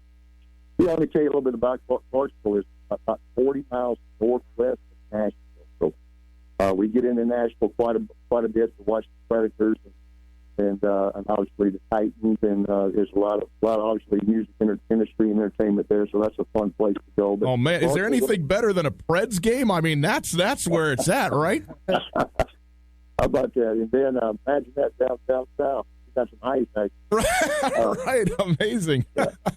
And then, Clarksville is about 200,000 people. We've got the second biggest Army base in the nation here, Fort Campbell. And so it's a big part of this community. And so they're a big part of our university also. And so Austin Peay is the fastest growing university in the state of Tennessee with 11,000 students growing rapidly. A lot to do with obviously probably the way that Nashville is growing so fast. I think Nashville's the fastest growing city in the country. And so obviously we're catching some reflections of that. So we're growing rapidly here. So facility improvements are really taking place here quickly, and so I think it's a really good time to be a governor here at Austin. Be excited about the opportunity. Have you ever been to Montana, Coach? I have not. I'll be honest with you. I'm really looking forward to it. Obviously, you see all the pictures, and it just, to me, everybody talks about snow skiing there. I wish I could go skiing while I was there, but I'm afraid I'd break my leg right before the game. But what a beautiful place. I'm really excited about the opportunity. What's your guys' plan as far as travel goes? Because I'm sure the travel is expedited given the fact that it is a Friday night game. So what's the logistical plan to get to Montana? Is it just a business trip? Will you do anything else while you're in? Where are you guys staying? What are all the details of your guys' trip? Yeah, we're not staying there in Bozeman. We're staying a little bit out in another city right outside of Bozeman, I think 40 miles right outside. So we'll fly in, and then and obviously won't have time to do much. We'll do our normal game day routine with walkthroughs, meetings, and then get on the bus and head to the game on game day. So it'll be a quick there and back. Unfortunately, we may have to take a return trip and come skiing there sometime. So looking forward to seeing the landscape. We know a lot about it. We even, our team meeting today, played the Montana song by Hank Williams Jr. As the players were coming in. So we're trying to get them ready. So it's going to be a different atmosphere, obviously, with a great crowd. It's going to be the biggest crowd we've played in front of, probably with the exception maybe of Tennessee State there at Titan Stadium. But the atmosphere will be probably the best atmosphere by far, because it looks crazy on video with the crowd base and fan base. That looks like a lot of fun. Madden on Xbox all the time, so now you're going to get to do it for real. There you go. The atmosphere at night in the white stuff for sure. Well, Coach, it's already a compressed week for you playing on a Friday night. You got to travel across the country. We know that time is short, and we really appreciate you giving us some of it here. The head coach of Austin Peay is the subject of our Coach's Corner this week. Coach's Corner brought to us by Opportunity Bank, your local bank, your opportunity. Hey, we'll take a quick break. On the other side, we'll get into some more of the FCS at large. 3 Big Sky Conference teams playing, but 4 games in total, 8 teams remaining. Who are they? What happened last weekend? Set you up for this weekend a little bit. And also, let me talk a little bit more about that Montana State-Austin Peay matchup. Hey, I told you I was going to give you a phone number, and I told you that Shine Auto Detailing was going to give you something for free today. Okay? Well, we're going to do it right now. Here's the phone number. Okay? I'm going to give it to you a couple times. We'll start with this. 207-3599. 207-3599. Shine Auto Detailing. They're going to clean your car for you. Okay? Take care of you. You call right now, you get yourself a $50 gift card for free. No strings attached, okay? It's a great stocking stuffer. Give it away. Use it yourself, whatever you want to do. 207-3599. You're getting a $50 gift card. The first 3 people to call 207-3599 right now get a $50 gift card. Listen, you call them up, you schedule up your cleaning, your detailing. They're going to get your car spick and span. It'll be perfect. They will also put a ceramic coating on the outside to protect it through the winter. All the nicks and bumps from sand and salt and rocks and everything that you deal with in the winter, it won't affect your car whatsoever. Then you go in the spring, you clean that thing off. It's just like it's been freshly waxed, okay? Shine Auto Detailing online at shineautodetailing.net. You call right now. First 3 people get a $50 gift card from Shine Auto Detailing for free. 207-3599. Call it right now. 207-3599. The FCS playoffs at large next. If you're looking for the perfect Christmas gift, think spicy. 'Tis the season for seasoning with gift packs from Alpine Touch. 4-spice pack includes 4 Big Mountain flavors for just $19.99. Go to alpinetouch.com right now for gifts sure to keep mouths watering year-round. And if you plug in the code ESPN at checkout, you'll get a free bag of Alpine Touch sunflower seeds. From gift packs to gift cards to the Grand Slam package, Alpine Touch makes the perfect gift for anyone on your list. Go to alpinetouch.com right now to order. Alpine Touch, Montana's special spice. Not all gift cards are created equal. The Montana Club gift card comes with more handcrafted breakfast, lunch, and dinner favorites than any other local card. Home-style breakfasts, perfectly grilled Angus steaks, piled high sandwiches, expertly mixed cocktails, local craft beers, and much, much more. This year, give Montana made. Buy in-store or at montanaclub.com. Give $100 in gift cards and get a $10 gift card free. It's easy. Happy holidays from everyone at your Montana Club. Hey, Colter Nuanez from Tootell, Nuanez. You need a great place for a Christmas gift. I got a spot for you. Aspen Sound in Missoula. They got all the hookups for everything you could possibly need for your vehicles. What are some of the sweet things you got going on down there, Tom? Thanks, Coulter. You know, Apple CarPlay and Android Auto have sure been popular this year for safety and convenience. You can do text messaging, maps, pretty much everything you need, phone calls, music, everything right from the touch of your radio. We also have remote car starters, as you know, and window tint. Lots of goodies at a great price. Come on down and see us. Feel the music at Aspen Sound. This is Mike Nugent with Berkshire Hathaway Home Services. Berkshire Hathaway provides Western Montana with full-time real estate professionals for you whenever you need us. Our reputation as the state's most knowledgeable and available real estate group has helped build unmatched trust in the Garden City and statewide. If you have been thinking of making a real estate move in the short or long term, give me a call. No pressure, no expectations. Just professional opinions and service at whatever pace you are comfortable. Give me, Mike Nugent, a call today, 531-1802. And remember, every question is good to ask. Registration for Nuanez basketball is open now through December 18th. Nuanez basketball gives middle school boys and girls an opportunity to compete on the basketball court in an environment that is fun and promotes good sportsmanship. It is a free program that is supported through the fundraising efforts of the Nuanez Club of Missoula.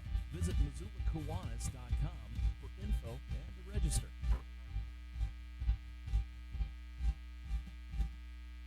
Americans waste 3.8 million gallons of gas by idling every single day. Idling for more than 10 seconds actually uses more fuel, produces more emissions than stopping and restarting.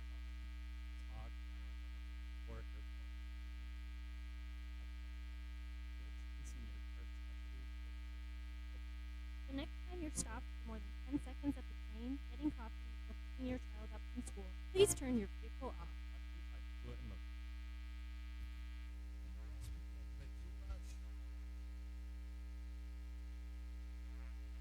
Good afternoon, Ryan Tootell, Colton Nuanez. Here's some sports news for you.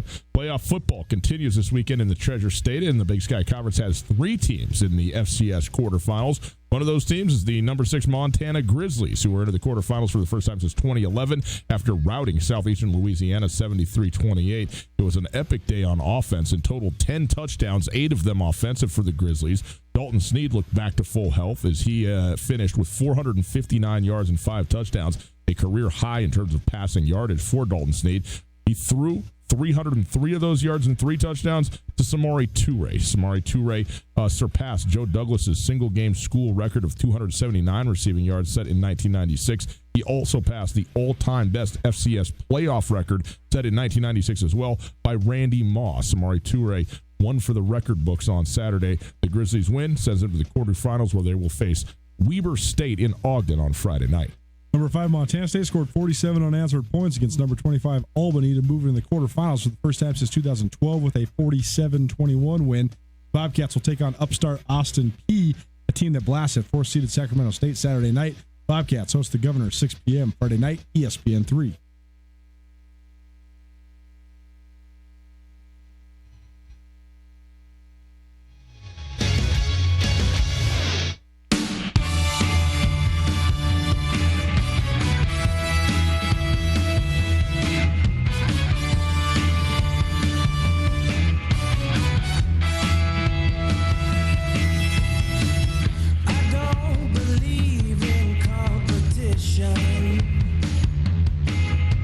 FCS quarterfinals, rock and roll.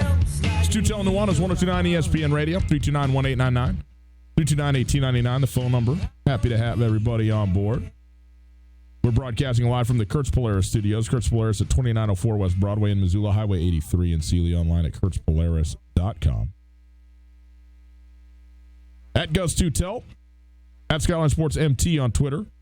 You can also check out the show/station on Twitter and Instagram at 1029 ESPN, the handle there at 1029 ESPN.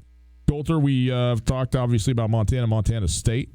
But let's just quickly, for the people, just give them a rundown of what happened over the course of the second round in the FCS playoffs. North Dakota State, not surprisingly, got the win.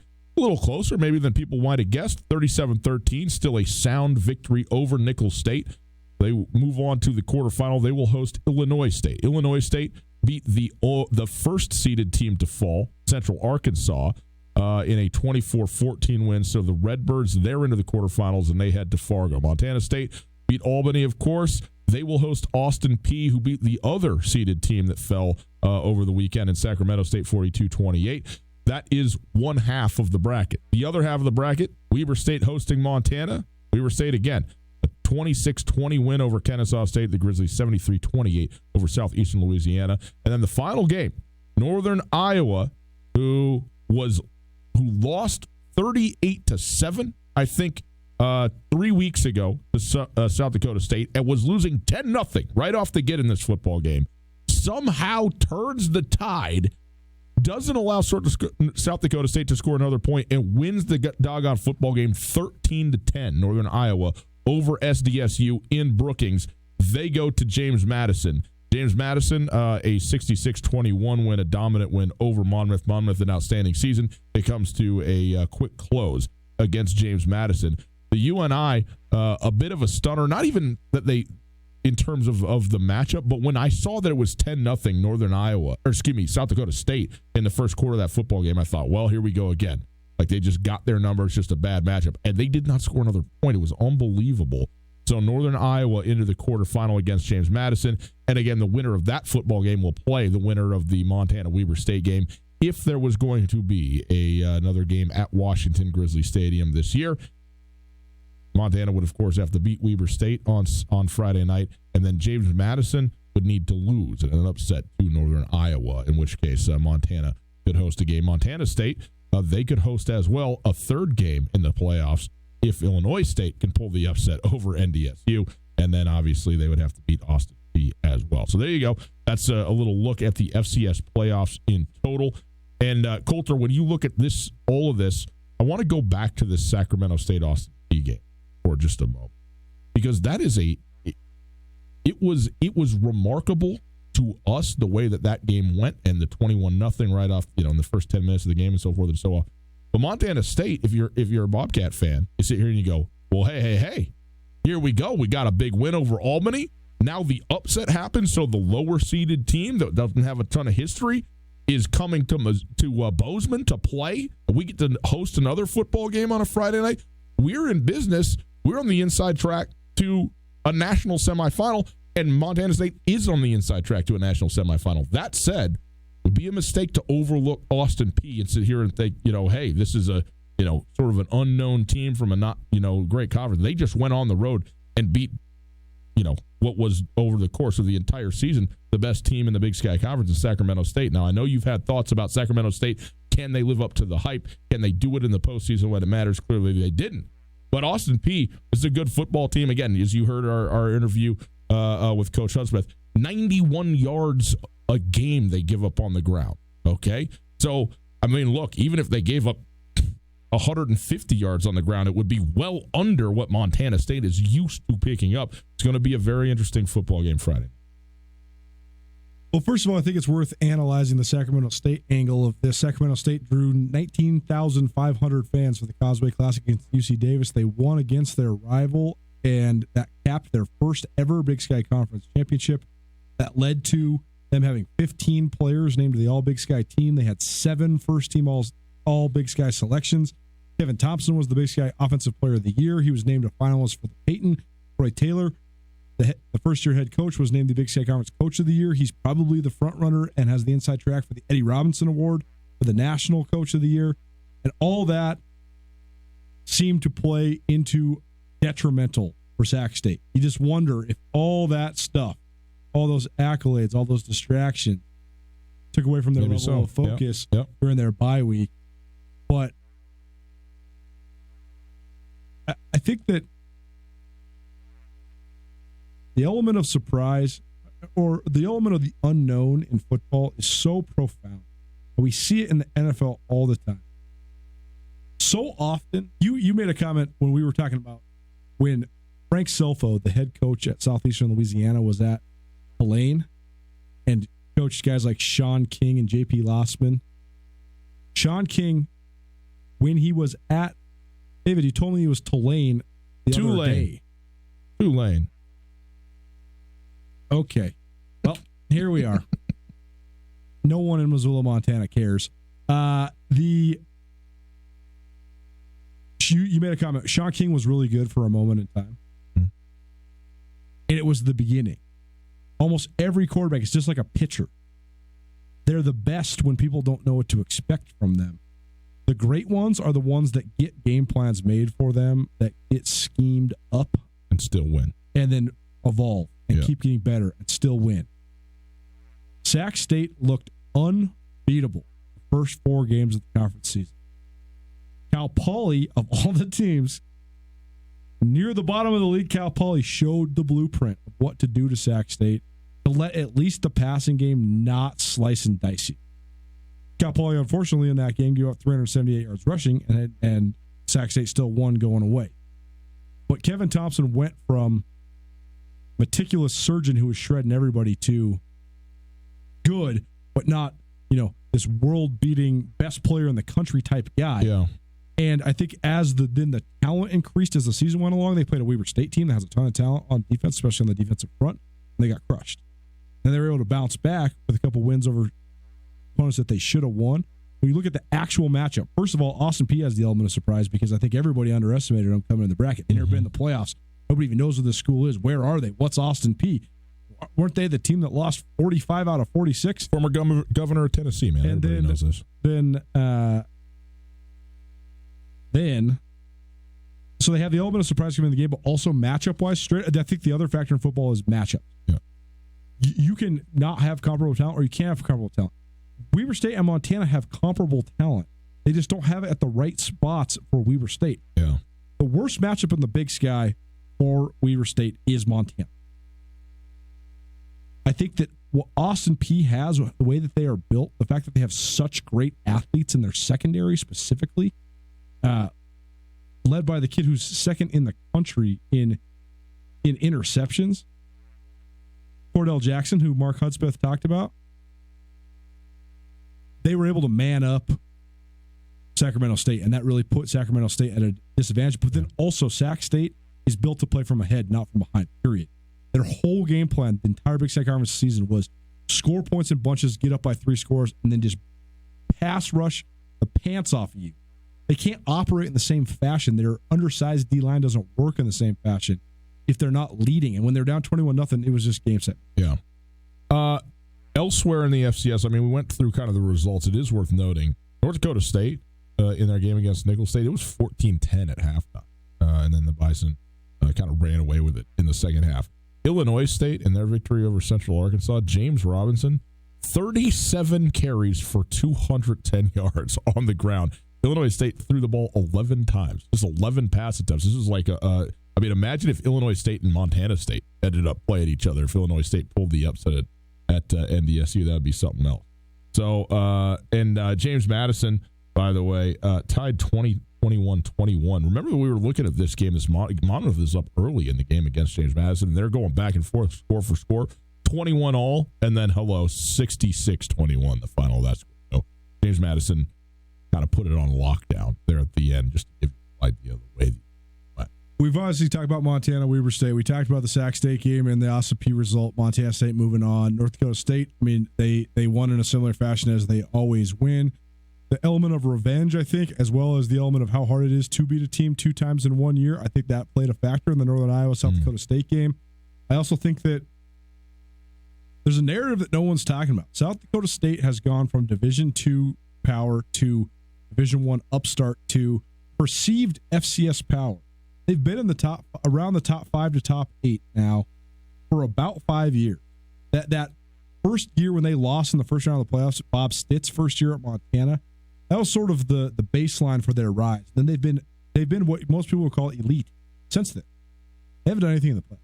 That's a real narrative now. Right. They have gotten upset in the playoffs almost every year. And granted, once they lost to North Dakota State, so you can't slight them for that. That was actually a good game. But disappointing result for South Dakota State because they have a good team. James Madison, like you said, they ran away with it. We'll see what the Northern Iowa-James Madison game is like. I think James Madison is significantly more athletic, but Northern Iowa is 0% scared to play ugly. They will play ugly. They've played ugly all year. They're not scared to play ugly, so we'll see how that results. But the one guy we got to talk about, Illinois State's quarterback broke his ankle second to last week of the year. They looked terrible on offense down the stretch. They lost, I believe they lost their season finale and only scored 3 points. They revamped the whole thing, and they decided we are going to give the ball to our best player. We're going to give it to him, and we're going to give it to him, and we're going to give it to him, and we're going to give it to him some more. James Robinson had 39 carries for 297 yards and 3 touchdowns in the first round. He follows it up with 37 carries for 210 yards and 2 touchdowns. Unbelievable. He's rushed for over 500 yards in the playoffs. It's pretty good. This is my argument for making the ballots. I don't know if you necessarily need to wait all the way to the national championship or the end of December to put ballots in for the Peyton, but I do think we should wait until we've seen a couple playoff games. Because James Robinson went from a 1,350-yard running back, which is a good year, no doubt. He's got 1,900 yards now. Yeah. I'm putting the guy at least in the top 5 on my Walter Payton ballot just based on the last 2 weeks, and he's not. The finalists were announced today. They were Case Cookus from Northern Arizona, Kevin Thompson from Sacramento State, Trey Lance from North Dakota State. Who's the fourth one? Oh, Pete Guerrero, the running back from Monmouth. Yep. And all worthy candidates, certainly. But I probably would have had James Robinson in my top 5 at least on my ballot, and he finished 10th. But you have to think that a cool little 510-yard addition to your statistics in 2 games gives you a little bit of a boost. Tootell Nuanez, 102.9 ESPN Radio. Take a quick break here. We'll come back. Monday Night Football, a barn-burning matchup in the NFC East. Giants-Eagles tonight. And also, some questions coming across on the Twitter. We'll answer right after this. When your football team scores, sometimes you want to celebrate with a shot. Other times, your team might be getting whipped. You need a beer. At Katie O'Keefe's, you don't have to choose. Every Monday and Thursday from 6 to 10 p.m., come watch the NFL and enjoy a premium shot and a beer for just $6. That's right, a shot and a beer for $6. Located in the Stevens Center, Katie O'Keefe's is also offering $2 pounder cans of Rainier, PBR, and Busch Light. Monday and Thursday night football at Katie O'Keefe's, where the drinks are always cold and the people are always flaky. There's a saying, opportunity never knocks twice. When you're ready to take advantage of your next opportunity, look to your local bank. Opportunity Bank of Montana. Opportunity Bank offers options for mortgage loans, small business loans, equipment financing, agriculture, and more. Our experienced team can provide solutions to help you welcome your next big opportunity. There's nothing like the feeling of progress. So let's get started today. Come see us at your local Opportunity Bank of Montana. OpportunityBank.com, member FDIC, equal housing lender.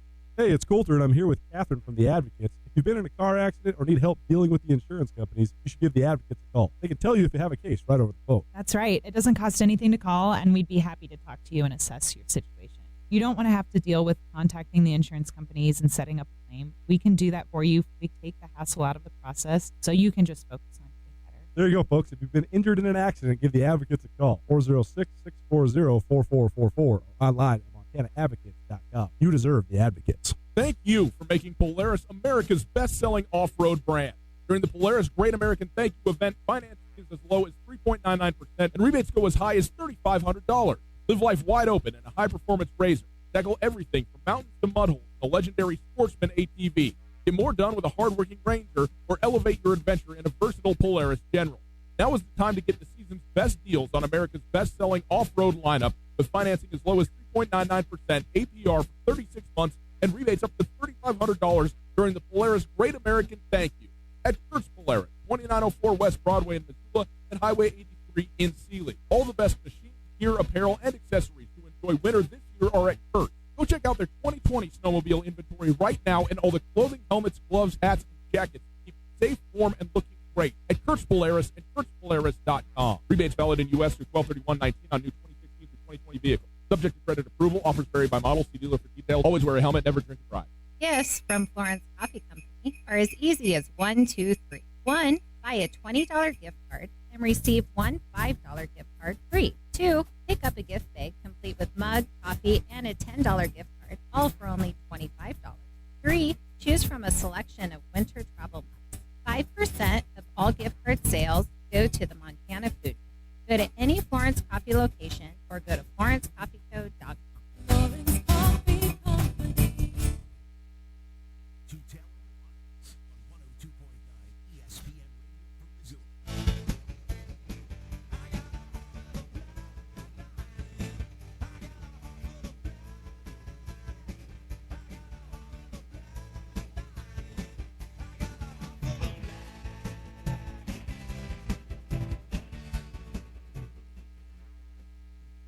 Welcome back, Tootell and Nuanez. Answering questions about film study and football and getting you set for Monday Night Football. It's happy to be with Monday evening. We're broadcasting live from the Kurtz Polaris studios. Kurtz Polaris at 2904 West Broadway in Missoula, Highway 83 in Sealy. Online at KurtzPolaris.com. If you missed anything in the show, go get it on the podcast, people. The podcast available wherever you get your podcasts. Thanks to the Wingate by Wyndham Hotel. Coulter, let's start here before we'll finish off with Monday Night Football. But QWERTY on Twitter, QWERTY15STIR. I'm going to do my best to just say that the way that it is phonetically in front of me. But had a very good question, because last week you and I were talking in a discussion about the film that football teams actually watch. And I was saying, hey, what about the Root Sports, go in there and get your HD film, and you're like, you're out of your mind. Nobody watches that, which they don't. But he also wanted to hear just a little more detail about the angles, the number of games, who creates it, etc. This was cool because this past Saturday, I actually sat directly next to the gal from southeastern Louisiana who was creating in real time the film for southeastern Louisiana. I didn't know. I knew she worked for southeastern Louisiana because we didn't sit next to each other for the first time. No, I was on the far side. We didn't have there was one chair over by you, which is fine with me because I don't want to sit by you anyway. And so we went over to the far side. And so I sat next to the show. So she's a senior at southeastern Louisiana, and for the last 3 years she's done the film. And they have a camera that's set up directly behind the goalpost, looking lengthwise at the stadium or at the game. Eye on the scale. And a camera right on the 50-yard line at the if you're in Washington Grizzly and you look up in the Eagles' crow's nest right up at the top of the stadium on the west side of the stands above the press box. That's where all the film cameras are. And she's getting real-time feeds in 2 different screens, and her job is both to cut up the plays but also to synchronize them. So when she hits play, 2 screens play at the same time, and it's the exact same play from the same moment, but with the orthogonal angles working at one another. So you're looking down the 50-yard line across the width of the field and then down through the end zone, the length of the field. And it was really cool to watch what you're seeing on the actual film because, Colter, you've always said, well, it's super hard to assess line play when you look at it the way a television is normally shooting it from the side. And I know they've experimented with, actual television broadcasts from behind, with the spider camera or whatever, so it looks like Madden and all of that. And that hasn't quite caught on yet. I think people it takes a while for people to get used to it. But to see it side by side and to watch the different plays as they're happening very interesting. And anyway, that is what coaches are watching. I mean, they're the cut-ups that actually happen. The thing is that watching your own team is one thing, watching it after the game or whatever, but you have to get film sent to you from the other team. I think they send 3 games. Is that what it is, Coulter? It used to be. Now it's Jeff Choate said that they broke down 5 games. 5? Albany film. And it's a little bit different in conference play because every conference. So the way that this film is exchanged, you're not sending it in the mail. Right. You used to actually have to do this. VHS. That's why Jeff Choate. He said the first time he ever went to Cape Girardeau was when he was working at Eastern Illinois. He had to drive. He's like, well, I'm going to go recruit and then get the VHS and drive it back. Right. And coaches used to literally have to go do it to get it faster, but they would use it as an excuse to recruit. Man, that wasn't even that long ago. That's only 15 years ago. Yeah.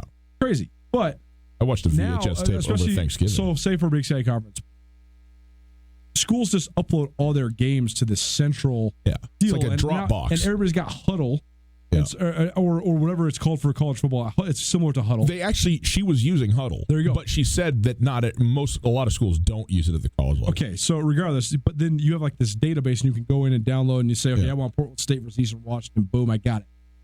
And when you're in league play, like by the time you've played Montana State, when you're Montana State has already played so many of the teams that you've played. Like for example, I'm trying to think of Montana has seen Weber State on film probably like 6 times. It's not like it used to be. When you have a round robin schedule, you see every single team in the league. Right. So you don't have to worry about. You're going to see all 8 league games for every single team in the league.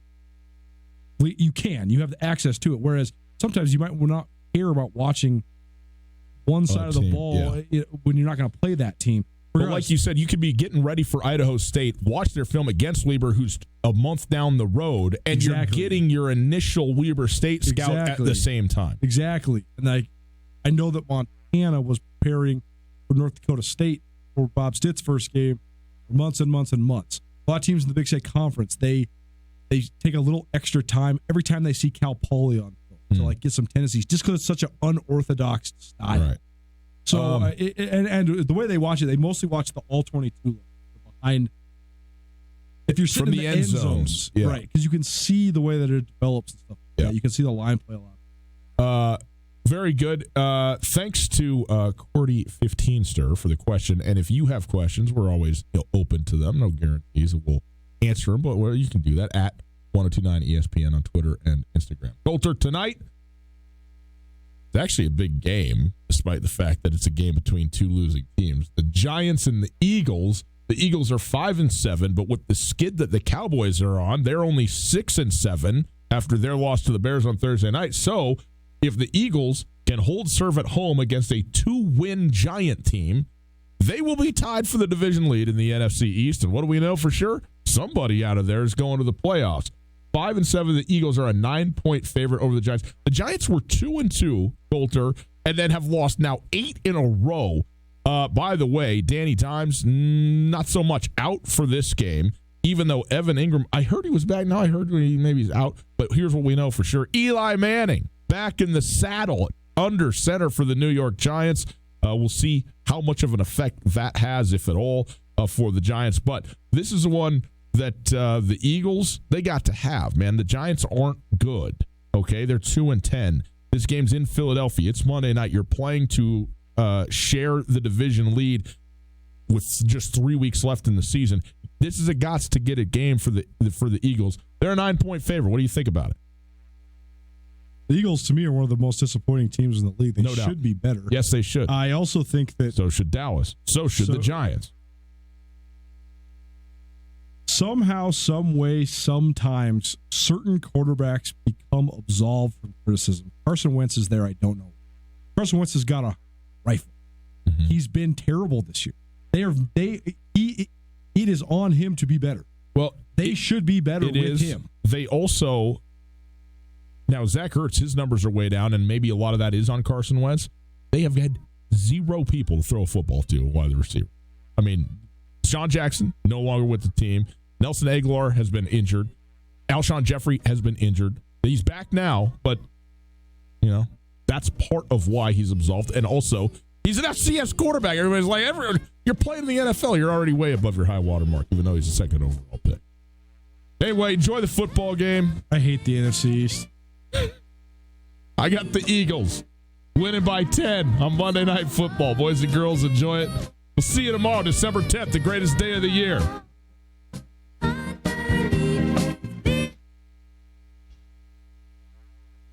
Hi there. It's Les Schwab Tire.